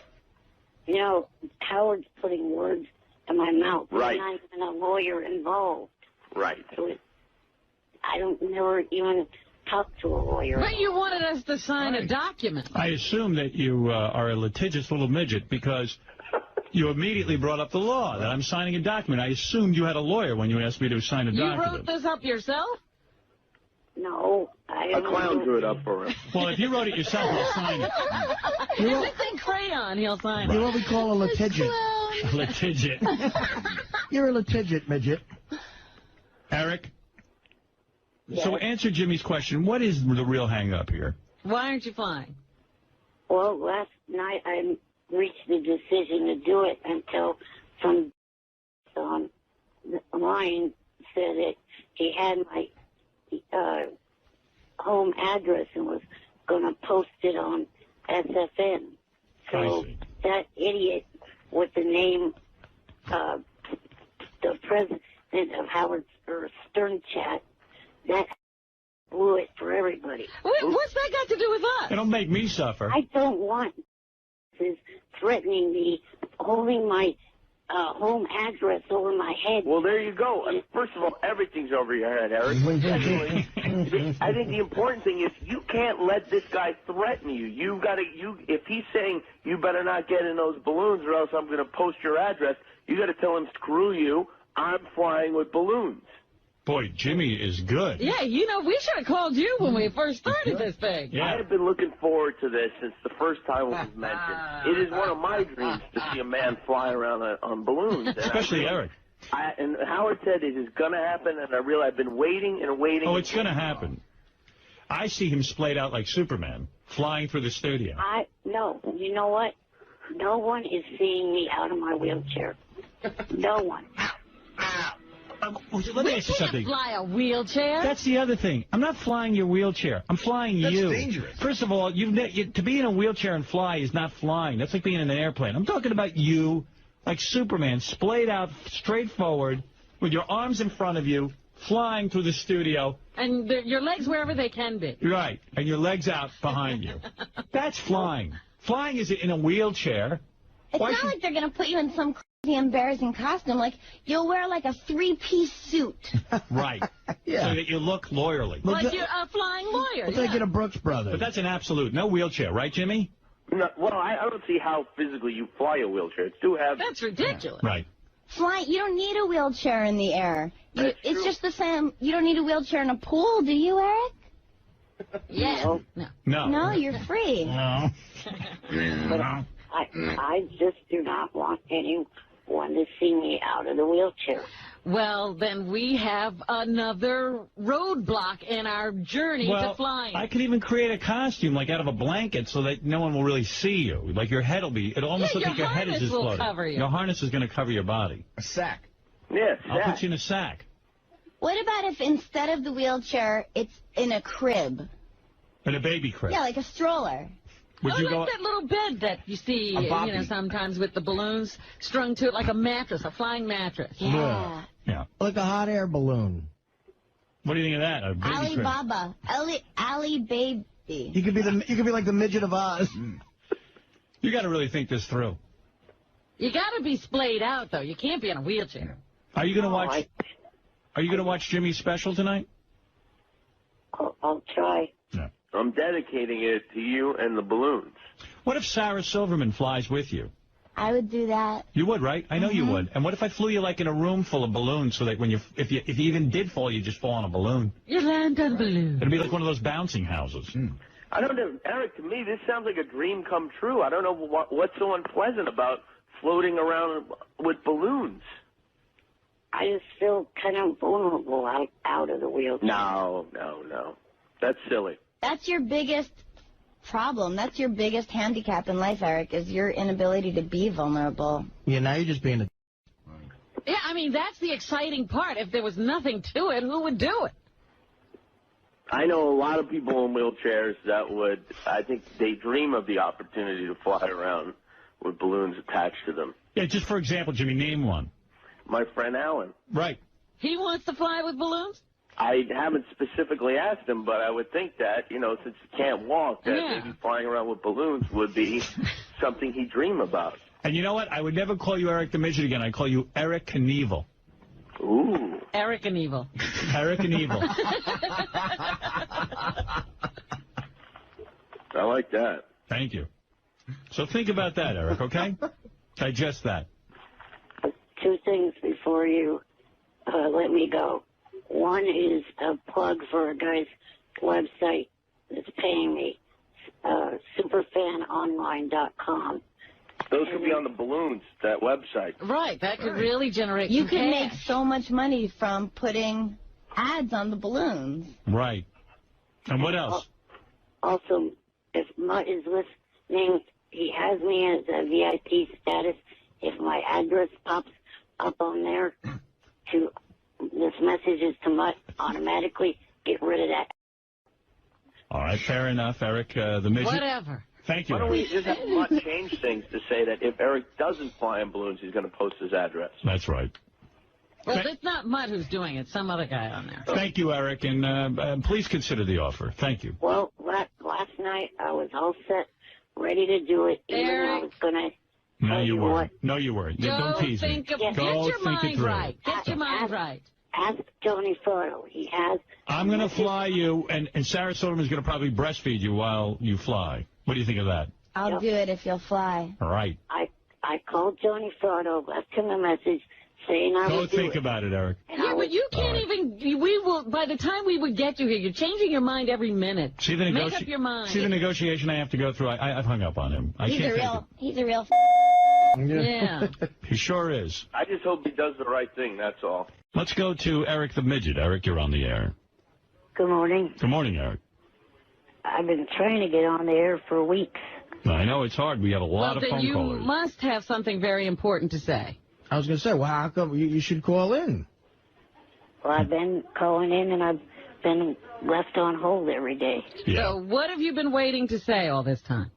Well, just that I will agree to do the balloon stunt. What? Nobody cares now. See you later. I agree to do the balloon stunt. Really? You want to be floating on with balloons? Yes, in your studio on January 9th, 2007. No stipulations. Just that I would just like to go to the Billboard Awards this Monday night and also be on the TV show Heroes. Oh, forget about it. All right, I'll pick up the phone in another 3 weeks. Goodbye. His show, Heroes. That is a good show. Like, oh, Billboard Awards. Okay, we can get him in there. Right. And I want to be on the show Heroes. I just hung up on him. How about the show Homos? You want to float with balloons? What do you need to do? What do I need to do? I need $1 million in unmarked bills. In a suitcase left under a bridge. Get off That my was phone. funny. And on the TV show Heroes. Yeah. Anything else?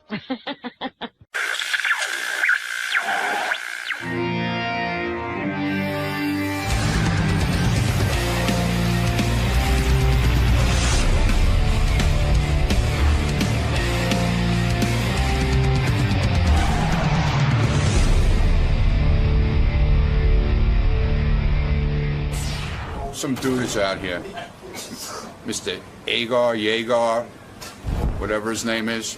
His name's Dale. First of all. Dale Jaeger.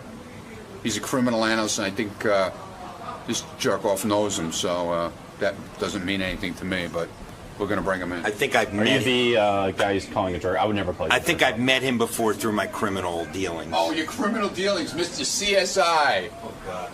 I'm going to shoot. America's Most Not Wanted. Ronnie, either way, he's going to be analyzing some members of the staff. Yeah, good. Let him analyze me, because I'm off my fucking rocker. Yeah, exactly. That's You're right. an easy case Yeah, study. you think I know? Dude, you don't think I know I'm going to be analyzing this fucking deal? Think I'm stupid? Dale? Hi, how are you? Good morning, sir. How are you? I'm alive, so it's good. It's hot. You're here to do some analysis. Profiling, yes. Profiling. Hi, Lisa. Were you asked to come here? How did this all come about? Wolfie had talked to Gary and Will about it, so Okay. they had asked me to come in and profile some of the staff. I guess they're going to do a game out of it.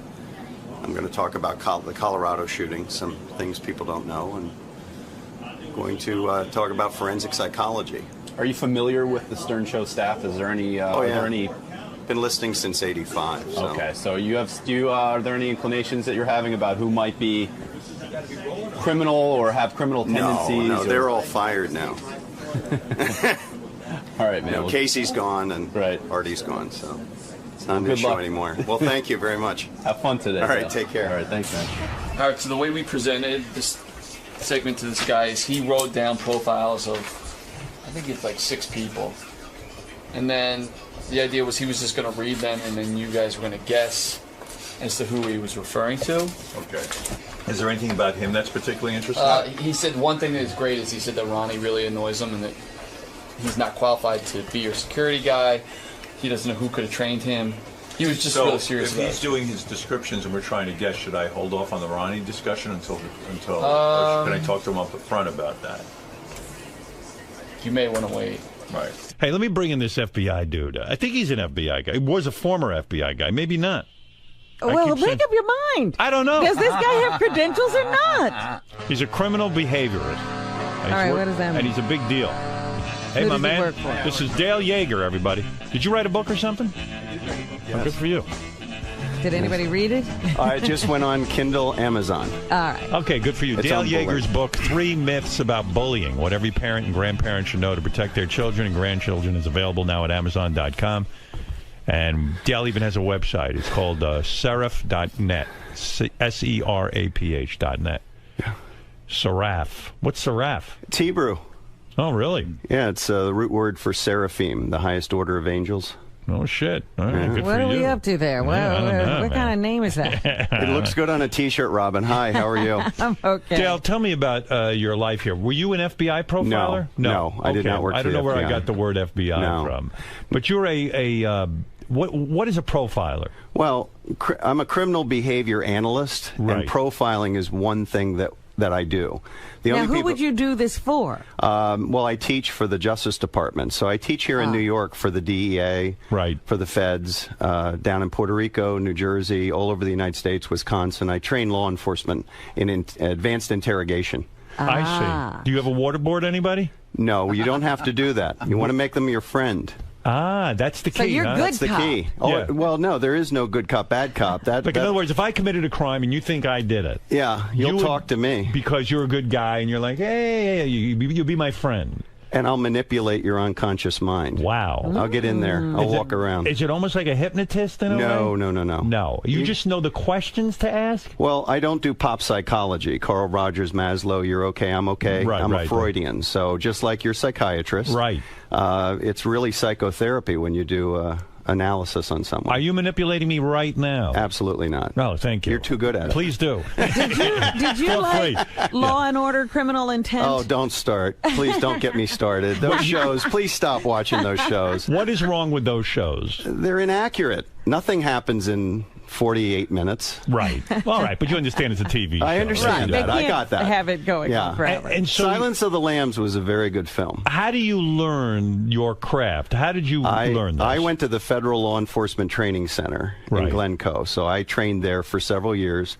And then I had training in D.C. through the Justice Department. And forgive me, but I don't understand what it is you do. In other words, let's say I hire you. What do I need you to do? Well, a team of detectives are going to interrogate someone. I write the interrogation questions. All right, so in other words, JonBenét Ramsey was just killed, let's say. Okay, well, let's go back. You're going to go back there, huh? It's a case everybody I worked on the original case. Oh, you did? Oh, yeah. Were you called in the 90s? Were you called in to try to question the parents? I wrote an analysis of the ransom note for religious themes for the DA, and then they asked me about a year later to write a psych profile on Patsy. Which the mom. Which she did not like. I ended up in her book that her and her husband wrote. Did you interview her? No, you can't talk to people when you profile them. Because they lawyer up, though, sometimes, and you can't talk to them. With Patsy, my job was to write questions that would make her angry, because people will blurt things out when they're angry. Right. Because when you saw her on TV, she was heavily medicated. Right. So who used your questions when they... the detectives team. And what was one of the questions you wrote to make her angry? I talked about Jesus and, guilt and sin, because she was a very religious person. So you figured that might get to her? Well, it did. She threw a chair, so... I see. Was it what does that tell you? What was the question? Do you know specifically which one she threw a chair at? I forget which one they were at. I think it was the third question in. Right. And she got very angry, stood up, and It was about Jesus. About Jesus and forgiveness, and do you believe that when you commit a sin that God will forgive you? And she was like, where are you going with this? Because she was being interviewed. She couldn't be interrogated because she wasn't arrested. So the mom and dad were cleared of all wrongdoing? No, they weren't. They were not? No, they weren't. You still think they had something to do with it? Here's what I'm going to say, and I'm going to be very candid today, but it's an open murder investigation, so please understand, Howard, there's some things I can't talk about. Do you understand that? Yeah. In my personal opinion, the evidence is very clear that Patsy killed her. Killed her daughter. That's your opinion. That's my opinion. But the law having has worked never, let's be fair to her memory. Isn't she dead now? Yeah, she's dead. Yeah. Yeah, but you came to that conclusion based on what? The evidence you looked at? The evidence, yeah. I worked on the case. Everybody else is giving opinions about this case. They never saw the case file. What was the thing that made you believe that she had done it? I can't talk about the evidence. I see. Sorry. But that's your belief. Did you write about that in your book? No. I've turned down a book offer about that. I didn't want to deal with it anymore. It was the only case I ever worked on that was never adjudicated, never went to trial. Didn't they find some guy who confessed to it? No. Why my memory? We had already interviewed him back in the 90s. The DA that brought that up and went to find him, she took all of our research and put it in a storage locker and said that we were all biased. There was no guy from Thailand? No. Yeah. There was a guy. He was cleared back in the 90s. He if was she had cleared, taken the time to read the information. I see. So it's still considered an open It is case an that open was murder never solved. investigation in Colorado, yeah. Wow. And since then, the woman has died. Was that frustrating to you because of your beliefs? Yeah. Because this little girl deserved justice. And my son was the same age as JonBenét at the time of the murder. Right. So you took it to as a heart. parent, it really bothered me. So you really Can know you your tell stuff. us what you think the reason for? Was it like an anger thing? Jealousy? An accidental? No, it wasn't What? jealousy. It was she felt that she was losing her daughter, control of her daughter. And that's all I can say. It had nothing to do with jealousy. That's your opinion. That's my opinion, yes. Right. And the opinion of the original team that worked on it. Steve Thomas wrote a book, if you want to read a great book about that case. And you felt that was an accurate book? Absolutely. He was the chief detective. I mean, I worked for him. So you really know your stuff. You've been a criminal behavior analyst since 1988. You work in criminal psychology, forensic psychology, sex crimes, crime scene forensics, and domestic terrorism analysis. Yes. So, I mean, you know your stuff. Yes. Are you a top expert?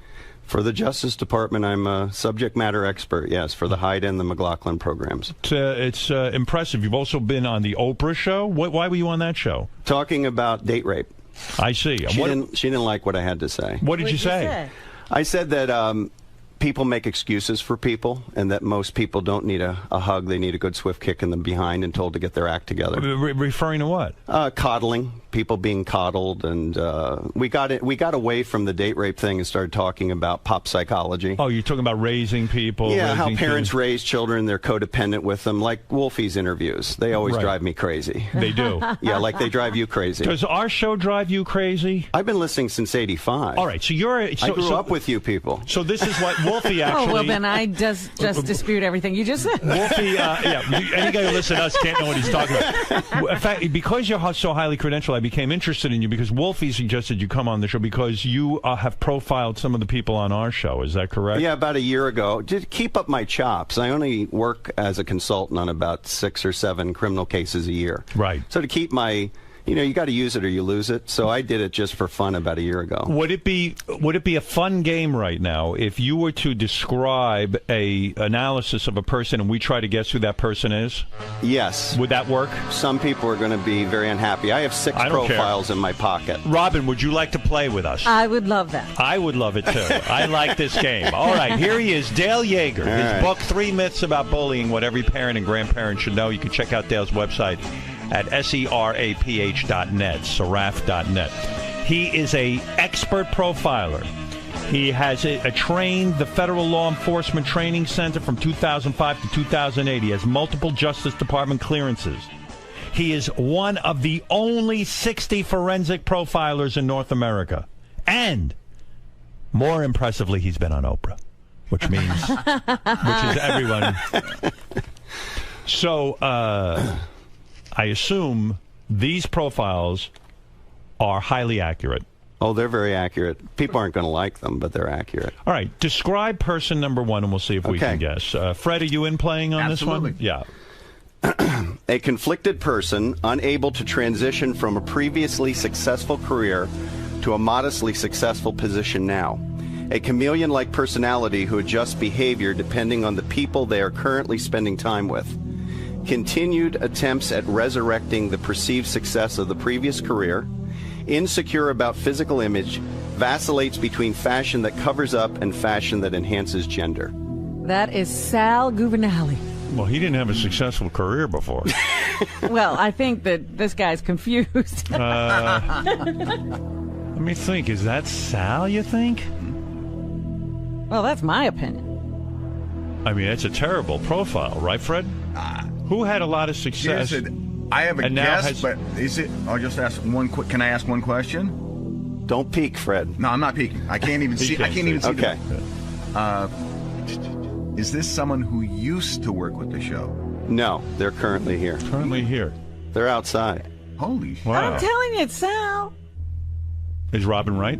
Incorrect. Oh, Incorrect. You're kidding. All right, Robin, your guess is no good. I actually didn't profile Sal. Oh, wow. interesting. Well, that's Who one wants we to do need. that? That's frightening. Wait. currently here? Currently here. Transitioning from a successful career to a less You had a successful career, Robin. And this is you were what are you talking about? you were in the military. You were an Air Force captain. I've had 50 careers. I'm going to take a really shitty guess. If it's someone who's currently on staff, is it John Lieberman? No. No. Jesus. Who the hell could profile him? Who the hell had a successful career? Everyone here is such a loser. When you find out, it'll make sense. Really? I never had a successful career except for this. The key is the last. Can I hear the last sentence again? Insecure about physical image, vacillates between fashion that covers up and fashion that enhances gender. Enhances gender.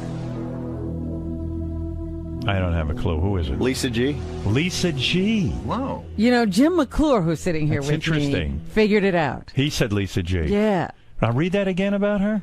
A conflicted person unable to transition from a previously successful career to a modestly successful position now. A chameleon-like personality who adjusts behavior depending on the people they are currently spending time with. Continued attempts at resurrecting the perceived success of the previous career. Right, she's always trying to tell you how... Well, the sweet and greet. Right. Wow. You think she's a 30D? I guess you're not an That's expert. not for me to talk about. All right. Who's the second person? All right, ready? I wonder, Lisa, are you happy with that or unhappy with it? I guess we should hear from Lisa. there? She'll yell at me, probably. Interesting. You profiled Lisa. Lisa, how do you feel about that? You're having a hard... By the I way... knew it was me right away. You did? Did you? Are you Sat having a in hard there time? when it's me. Is he accurate? But let's be honest. Is he accurate that you had a hard time transitioning from being a morning show host No. to now being on the Howard 100 News team? No. I did have a hard transition when I went from Hot 97 to my next job. Do you vacillate between sexy clothing and clothing that covers up your gender? No, I think I pretty much dress the same every day. I don't think it's I one think way you or the cover up other. your gender every day. It's in more informal type situations, like on red carpet, she wears dresses- things that She enhance dolls herself. gender. Well, I'm not in studio, so yeah, that makes sense. All right, interesting. Anything else to say about Lisa while she's here? No. We had a good conversation about Is she well profiling. adjusted? Who, Lisa? Yeah. Is any of us? I don't think so. Sorry, Lisa. You know what I asked him? I said, "Who here would go postal?" That's and what I said want they're to know. all fired, so you don't have to worry about that anymore. Do you think there's anybody here who is dangerous? No. No. Okay. They're all gone. Okay. They're all gone. Casey's gone. Casey's gone. I called Gary about Casey years and years ago, before he was ever in trouble, and I said, this guy's a violent person. And whoever answered the phone, I don't think it was Gary, said, all right, yeah, we'll let Howard know. I go, trust me, I do this for a living.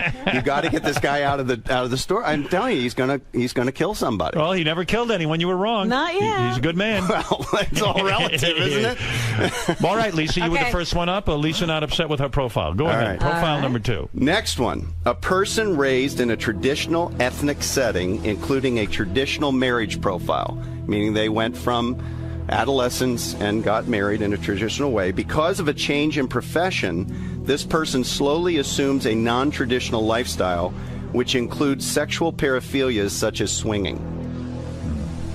No, I'm thinking... Now, do you want me to explain what a paraphilia is? Yeah. Okay, a fetish is when you sexualize an object, like a shoe fetish. Right. A sexual paraphilia is any kind of sexual behavior outside the norm of oral sex and intercourse. So bestiality, it's an action, right, or an activity. Didn't swinging? Didn't Scott once say he was a swinger or something? Yeah. But come on, it can't be him. I mean, he's pretty. He doesn't sort of. He didn't do that out of fame. The key clue is the second statement. Which is, say that again. Because of a change in profession, this person slowly assumes a non-traditional lifestyle, which includes sexual paraphilias such as swinging. It's Benji. No. All right, I'm wrong. Robin, you want to take a guess? I'm still processing the information. A change in professions. Yeah, you got a point there. That wouldn't be Benji. Who is it, Fred? Again, I've been wrong 2 times already, so why not go for a third? I'll say Sal. No. I'm going to say it's Ronnie. He said he didn't profile Ronnie. Sal. It's right. Ronnie. It's Ronnie. Ronnie. Right. Of course. Think about it. You're right. He did. Because, like, he went berserk. He tried to become you. Oh, I think he thinks he is me. Because he watches me all the time. Yeah. And then sometimes sort of unconsciously he starts doing things like I'm waiting for him to come in and yell at me. Ronnie disturbs you, huh? No, he doesn't disturb me. But It's what? Just, that's his behavior. Say it again. What his behavior is? He went from a traditional lifestyle, Right, he traditional was a marriage limo profile. driver, he had got nothing. divorced. Right. Is now Simple dating family a man. very significantly younger people. Right. He's hanging around in strip clubs. Right. And obviously a swinger, in my opinion. Right. I think he profiles as that. Right. So he went from a traditional lifestyle to a very untraditional lifestyle, which includes sexual paraphilia. Right. Wow. Well, that's good. That's a Not good. a bad guy. It's just who he is. Yeah. Okay. That's who he is. So anything? Is he? You're in law enforcement. Is he qualified to be my bodyguard? Don't even start with that, because I will go off. What do you my mean? head will pop off my shoulders. Whoa. Seriously. You know, I sit there listening every day. Go ahead. Since '85. That's a long time, right? Right. You know, I take it very seriously when someone says, I'm going to protect someone's life. Now, you and I are dads. I have 2 children, daughter and son. You have 3 daughters. You're married. You have a wife. Right. When you're going to take responsibility for someone's security, you need to have proper training. Right. Whoever trained him ought to be shot. I don't know that he ever had. Well, he says he had training, and I've watched his behavior. For example, Elliot Offen was freaking out one day years ago, and Ronnie's standing there with his hands down at his hips. Right. First rule in executive protection is you keep your hands at your heart. For 2 reasons. One is where your arms are strongest, and secondly, you prevent yourself from getting sucker punched. Right. So right there tells me he wasn't properly trained. Are you a trained fighter? Oh, yeah. Well, I'm a Matu Guru in Filipino Kali and a Sifu in Wing Chun Kung Fu. No shit. Well, that's how I met Wolfie. I had no idea who he was. You're a Sifu? Wolfie is I didn't into know Kung that. Fu? Oh, I'm not a Sifu. You have a brown I eat belt. seafood. You have a brown belt. I do. yes. Well, I was on my way to a brown. I know a 5-year-old girl who's on the way to her black house. Listen, all right, take it easy. Don't even get me started on that either. That's Ronnie, come in here and defend yourself. Oh, here we go. Jail says you are not qualified. I've got a question I can ask him to prove my point. Okay, good. Because he All right. won't get the answer. Where is What are you Ronnie? going to do Bring about him in this, here. Howard? Nothing. What are you talking about? I eat seafood. Howard won't do Ronnie anything tells about me it. he's qualified. Well, okay. Where is he? Where is he? He's so funny because he's standing there. They got the camera on him, right? Yeah. So I said, is he going in? Is he going in? Yeah, he's going in. So he starts to walk here, and then he just makes a left. And I'm like, Ronnie. And he just didn't answer me. Well, so why won't he defend himself? I think somebody just got here. I think maybe so. Let me go check. I'll get him. All right, go ahead. You think he's busy? You think he's busy? But it's weird because I know he heard me. Well, he's an angry guy. My issue with him is this training issue. Right. Take it seriously. You're protecting people. I ran an executive protection team for Capitol and A&M Records back in the 80s and early 90s. We dealt with death threats. So if a recording artist had death threats, we went and took care of that, worked with local law enforcement. I've done that. It's not like theory to me. Dale's challenging that you don't have enough training. What do you think of that? Whatever you say, dude. You know, it's okay. Well, what are you getting all bent out of shape? I'm not getting bent out of shape. Why don't you talk to him about The guy it? has his opinion, and I'm fine with it. I got nothing else to say. You said you had a question for Ronnie. He won't answer it. Oh, he'll answer it. Sure he will. Any executive protection profession would know this, Ronnie. Yeah. What does every executive protection or bodyguard carry with them at all times related to gender? Related to gender? Yep. Ronnie don't even know what gender means. Tampon. Yeah, tampon. Mouthwash? Tampon. Actually, a tampon. Ron, do we know the answer to this? It's a tampon. It is? Yeah, you plug up gunshot wounds and knife wounds with it. No shit. It'll stop Are you people. carrying a tampon Well done, right Fred. now, tampon Ronnie? with you? Yeah, I have a tampon. I carry one all the time. But wait a second. That is a good point. It'll In other words, stop bleeding, yeah. If somebody gets hit, Yeah, you plug it up. It's sterile. What do you Ronnie's think of gonna be that? standing there I with think his it's great. finger. Should always carry those with you. I carry a sanitary have you belt. ever taken any kind of course in protection or? I got to guess that. No, seriously, have you? That means no. There he goes. That means no. That means he has no training. He's not a bad guy. He's not a bad guy. I don't Where's think he's a your bad tampon? guy. I'm not saying I'm a bad I just wish you guys If he's better unhappy, let him training. get somebody else. It's fine with me. Well, Where's I'm your not, I didn't tampon? say I was unhappy. He's I was not just unhappy. wanted Why to are you answer the fucking question. grilling me like this? Because I'm Why are you putting me curious. up against the wall? I'm curious. I fucking protected your life. You remember that? That's okay? right. But why are you being uptight now? What are you busting my balls for? Who's busting your butt? Wow, It's what like a pulling baby. a pin on a hand grenade. So what do you make of that, what you just saw? He's upset. Why? He doesn't want to be held accountable. He does not like to be held accountable for anything. Why is he so ashamed to answer your question? Not ashamed. He just doesn't feel it's beneath him, I think. That's how he But profiles. what would you? But what? You're a profiler. I'm asking you your expert opinion on what you just saw. Is he too hot-headed to be a security guy? Well, you remember the movie Roadhouse? Yeah. And Patrick Swayze's character says, you don't have the temperament for the trade? Right. That's my answer. You can't be a hothead and do this kind of security work. You have to be very calm, very relaxed. You got to be able to calm people down, not aggravate them. Right. But I don't know, with him it's hard to tell what's shtick and what's real. I don't think there is shtick. No, I don't think that was shtick, but it's hard to tell. So you got to be calm and you got to carry tampons. And he doesn't he doesn't do either one of those. Think about it. He's bad at both How of are you them. going to stop the bleeding? It's it's an age-old technique that's used by everyone. Yeah. And so, wow. Yep. Ready for the next one? Do you have a tampon on you now, or are you not working right now? No, I'm not working. I'm Go ahead. All right, give me another one. Boy, that was a good one. All right. Because of a neurotic parent, this person developed sexual paraphilias. But after this period of time in their younger years, this person sought out a flexible mate who allowed some of their deviated sexual behavior, eventually created a traditional and stable lifestyle to counter the emotional chaos of their childhood. I always wait to see me in this, but that's definitely not me. Yeah, you didn't have a neurotic parent. Well, I had neurotic. I had a neurotic parent. I probably too, but I'm saying I didn't. That could be Gary. That would be my guess. She's right. It's Gary. It is? Gary, yeah. But Gary didn't. You said the sexual thing. He sought out a partner who would be flexible with his deviated sexual behavior. Yeah. I don't see Mary. He didn't stop. I don't think that Mary's that flexible. He I'm didn't not sure I understand that. In my opinion, he didn't stop what he was doing when he was dating. We know all those stories. Right. When he got married. This is not reality. Oh. But like, what do you consider deviant sex? Anything other than, it's not deviant, it's deviated. What is it, so what does that anything mean? outside of oral sex or intercourse is considered a paraphilia. Now, some are good and some are bad. Bestiality is bad. Anal sex can be good or bad. So is a hand job considered? No, that's considered part of foreplay. So what would be some of the things that would be anal sex? Keep going. Urine, peeing, spanking, something. I think listen, I think he's a little off. I do? Yeah, I mean, yeah, but maybe you were. I think you thought Mary was doesn't mean wild anything sex. bad about your wife. I don't think I even did talk about doing that stuff when I was like. That's not stuff I talked about doing on the air. Now maybe you think that because of my personality, you see that, or is it stuff that you heard? It's just that whatever. The only two things I ever talked about on the air that were weird like that, I guess, were anal sex and the girl who threw up. Right. Yeah, right. that was. And what about? And by the way, what about the pornography that you watch? Well, that is more of a joke. Oh, really? Yeah. Okay. All right. No, that was like that was. So everybody seems to be you've taking. watched no deviated sexual behavior pornography in the last 10 years in your personal life. Of course He I do. loves I think everybody watches deviated. He's very close to Animal.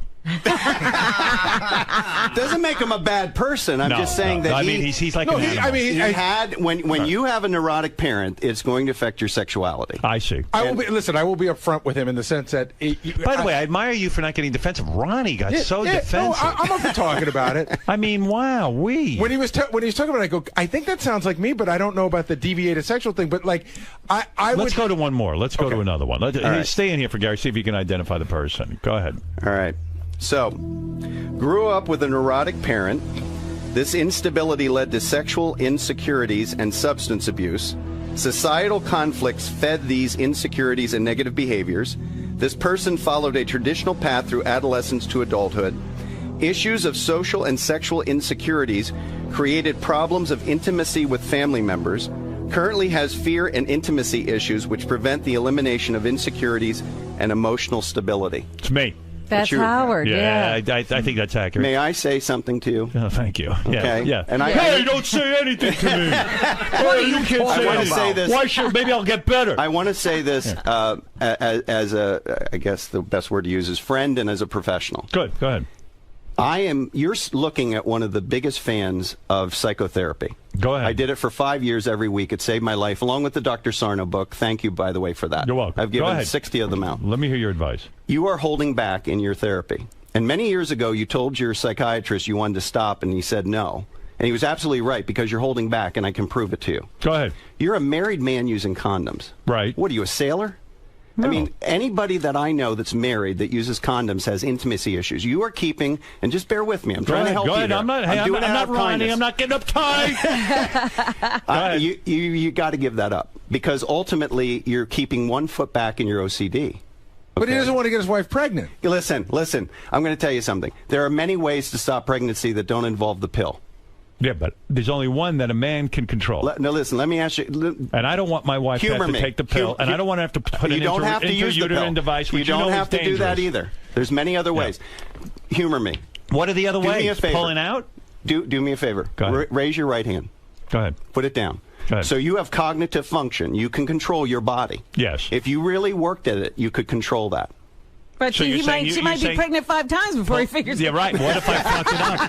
I mean, Robin's right. Robin, I mean, what is he, Amish? I don't want. Listen, if my that wife is a Catholic who says to me, if she was pregnant, she would never get an abortion for herself. She believes in the right for other people to have them.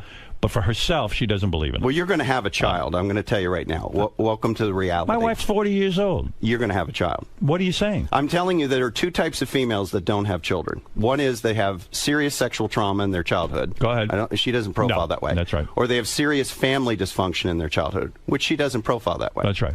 So at some point, she's going to want to do that. Why do you think all this stuff with the dogs? It's an ad hoc child. The dog is. Well, we know that. Yeah. Our dog was our child. I think eventually it's going to happen. But let's get back to the issue of OCD. Right. You can't keep 1 foot in, 1 foot back. I think it's partially the pregnancy issue, but I've thought about this for a long time, Howard. I think a lot of it has to do with you still clinging to pieces in the past. And I would beg of you. What do you mean pieces in the past? Pieces of the OCD life that you lived. I still have a lot of OCD issues. Well, I struggle with it every day. Your wife loves you dearly. Yes, she does. That's obvious. And I love her. But she tolerates this. And at some point you have to say, you know what, I got to be completely healed before I die. Right. And I'm just out of. So if I stop using condoms, would I be healed in your opinion? I think it would help a lot. You do? I really do. Interesting. Well, do you really grab a condom every time? Not every. Listen, actually, no. See, I didn't think you could. I think it's off and on. That's right. But don't toy with that. But for the most part, I am very consistent. But in psychotherapy, you can't hold back. It's an excellent, if you have the money and time. But I'm not holding back. But how do you know I'm holding back? That shows holding back if you use it. Do you still use them? Yes, of course I do. That's our birth control. Not for married people. Gary. I used condoms when I was married because my wife was on the pill and she didn't want married. to. I mean, exactly. Freudian slip. Freudian slip. It was like a health thing. My wife got to a certain age where she didn't want to take the pill anymore. Right. So does that mean? So you use condoms, right? Right. And you use them. And I would. You don't use them now. Sometimes. But what do you mean sometimes? Yeah, see. Sometimes I don't. And both of you have something in common. My dad used condoms. Both of you have something in common. Yeah, the first line for both of us was parent. Right, yeah. That creates sexual issues and sexual intimacy issues and germ issues and all that OCD stuff. How does it? What would Dr. Sarno say to you about that condom use if he was sitting right here? He'd say you're smart. your wife and you don't want to have a kid, Robin, so why what would do you use a condom? But we don't want to. Most married couples don't use any contraception. I don't believe that's true. Well, I'm telling you right now. So most Catholic people who don't want to have not Catholic people who don't want to have kids who are married. I don't buy won't use a condom. You don't think? No. I didn't say that. I said most. If you look at the studies from the federal government. The dirty little secret is that about 70% of couples, after they've been married 20 years, do not use anything at all. They just pull out or finish when they're outside. Huh? Maybe you're right. I don't know. I'll be open to that. And you understand? I'm saying this out of kindness of my heart. I'm not taking offense. I think you've made great strides. Right. And I'm not taking offense at it, but I know my dad used condoms. But ask yourself the question: are you keeping your foot in the back, still back in that world? My dad looked at me and said, "I don't want another one of these." But see, I'm in the same boat as you. Whereas Mary said, if I were to get pregnant, I would not have an abortion. Right. So and you don't want another kid. Yeah. So to me, that says, well, I don't want to have another kid. So but why did you grab them sometimes and sometimes not? Because I'm like a monkey and I can't. Yeah, but the two of you. But think about this. But think about this. Between the two of you, how many children do you have? 5. So between the two of us, yeah. So you've produced good-looking, smart children that are very stable people. Right. So there's no reason why another one, whether you want one or not. Well, I understand that. but you have to raise a kid. I understand that. I got it. By accident. At 52, I think it would kill me to try to raise a child. Exactly. It's a very what we're talking about is a very selfish act. It's not about what I would produce. It's about me. I'm 58 years old. But the issue of condoms does indicate. And I'm not alone in this, that there are intimacy issues and contact issues. And you really have to ask yourself, does my wife tolerate it, or and because she loves me, or am I clinging still to something in the past? One All foot right, ahead, I'll one foot consider back that. is not I'm not going to good. be like Ronnie and fight you, man. Did you see Ronnie run out of here? Yeah. Let me ask you something, Howard. Does Beth ever object to condom use? Sometimes she will, but for the most part, she's like, she agrees with me that she doesn't want to take the pill. Right. Yeah, but I mean, there are other But ways. she does object. as he said. Occasionally, but not often. But sometimes she still, does. Sometimes one objection is telling you what's going on in the unconscious mind of your wife. All right, okay. All right, well, maybe you're right. And you know what? The thing with you, the two of you, is it's very obvious, professionally, that she loves you. Yes. This is real. Oh, I believe so. And you're very blessed to have that. And I love her. Yeah, I know you do. And by the way, I'm a terrific husband. Sort of. You are. Well, I am, right? That's another. Gary thinks you're a terrific But husband. Gary, that's another issue with Howard. One of my fears is that when you stop the radio show, please make it happen soon. Listen, well, I know why you signed up, and it had nothing to do with the radio show. It had to do with these people that you feel responsible for. Thank you. But the issue is, I'm worried you're pseudo-agoraphobic at this point. You just don't. You live in a bubble, right? And I see you doing a Howard Hughes at some point. It will happen. Yeah. See, can I say something? Well, she will it doesn't have definitely to happen, object to the Howard. nails. Can I say something about that? I thought Howard lived in a bigger bubble 15 years ago than the one he lives in now. Yeah, I've made Howard's some more progress. willing to go out and talk to people than he was 15. Bubble. Oh, no doubt. But the bubble's gotten bigger. The profile is right. When have you been outside the country in the last 10 years? Oh, Never please. forget it. That ain't happening. I'm talking about Canada or But the we're Caribbean. talking. My wife and I are talking about taking a trip to Italy. Well, they always talk about it. They've been talking about it for 3 years. I thank God that the reason we didn't go this year is because our dog was old. Yeah, but what about last year and the year before that? But now I have no more excuses. Howard, go to Italy and leave the condoms at home. This would be good therapy for you. Yeah, and have a baby? No, he didn't say have a baby. Well, I mean, you know what? My wife is hot. You have control. You have control. You ever hear of dribble? You have control. Guys who pull out. There's no sperm in the first part of that. No, so. wait a second. When you're fucking, sometimes you have he pre-cum. wants you to have a baby. Get clipped. Get clipped? Are you crazy? I'm not letting anybody touch my balls, but they can find them. Howard, was your last trip out of the country was not to the Cannes Film Festival, was it? I went on vacation somewhere, but Mexico, but I'll never go there. But he's like outside of the don't go there. continental. No, I'm not going to Mexico. We just rescued people from Mexico. Don't go to Mexico. I've gone to a few resorts, but it's hard, it's almost like being in America. Yeah. You know what I mean? It's the safest thing you can do. Was that your only trip ever to Europe? No, I've been to England with Robin, and Yeah, with the That was a long time there ago. a couple of times. Yeah, 100 All right, years you ago. want the next one? Ken, go ahead. You're on the air. Here we go. Yeah, here we go. Go ahead, Ken.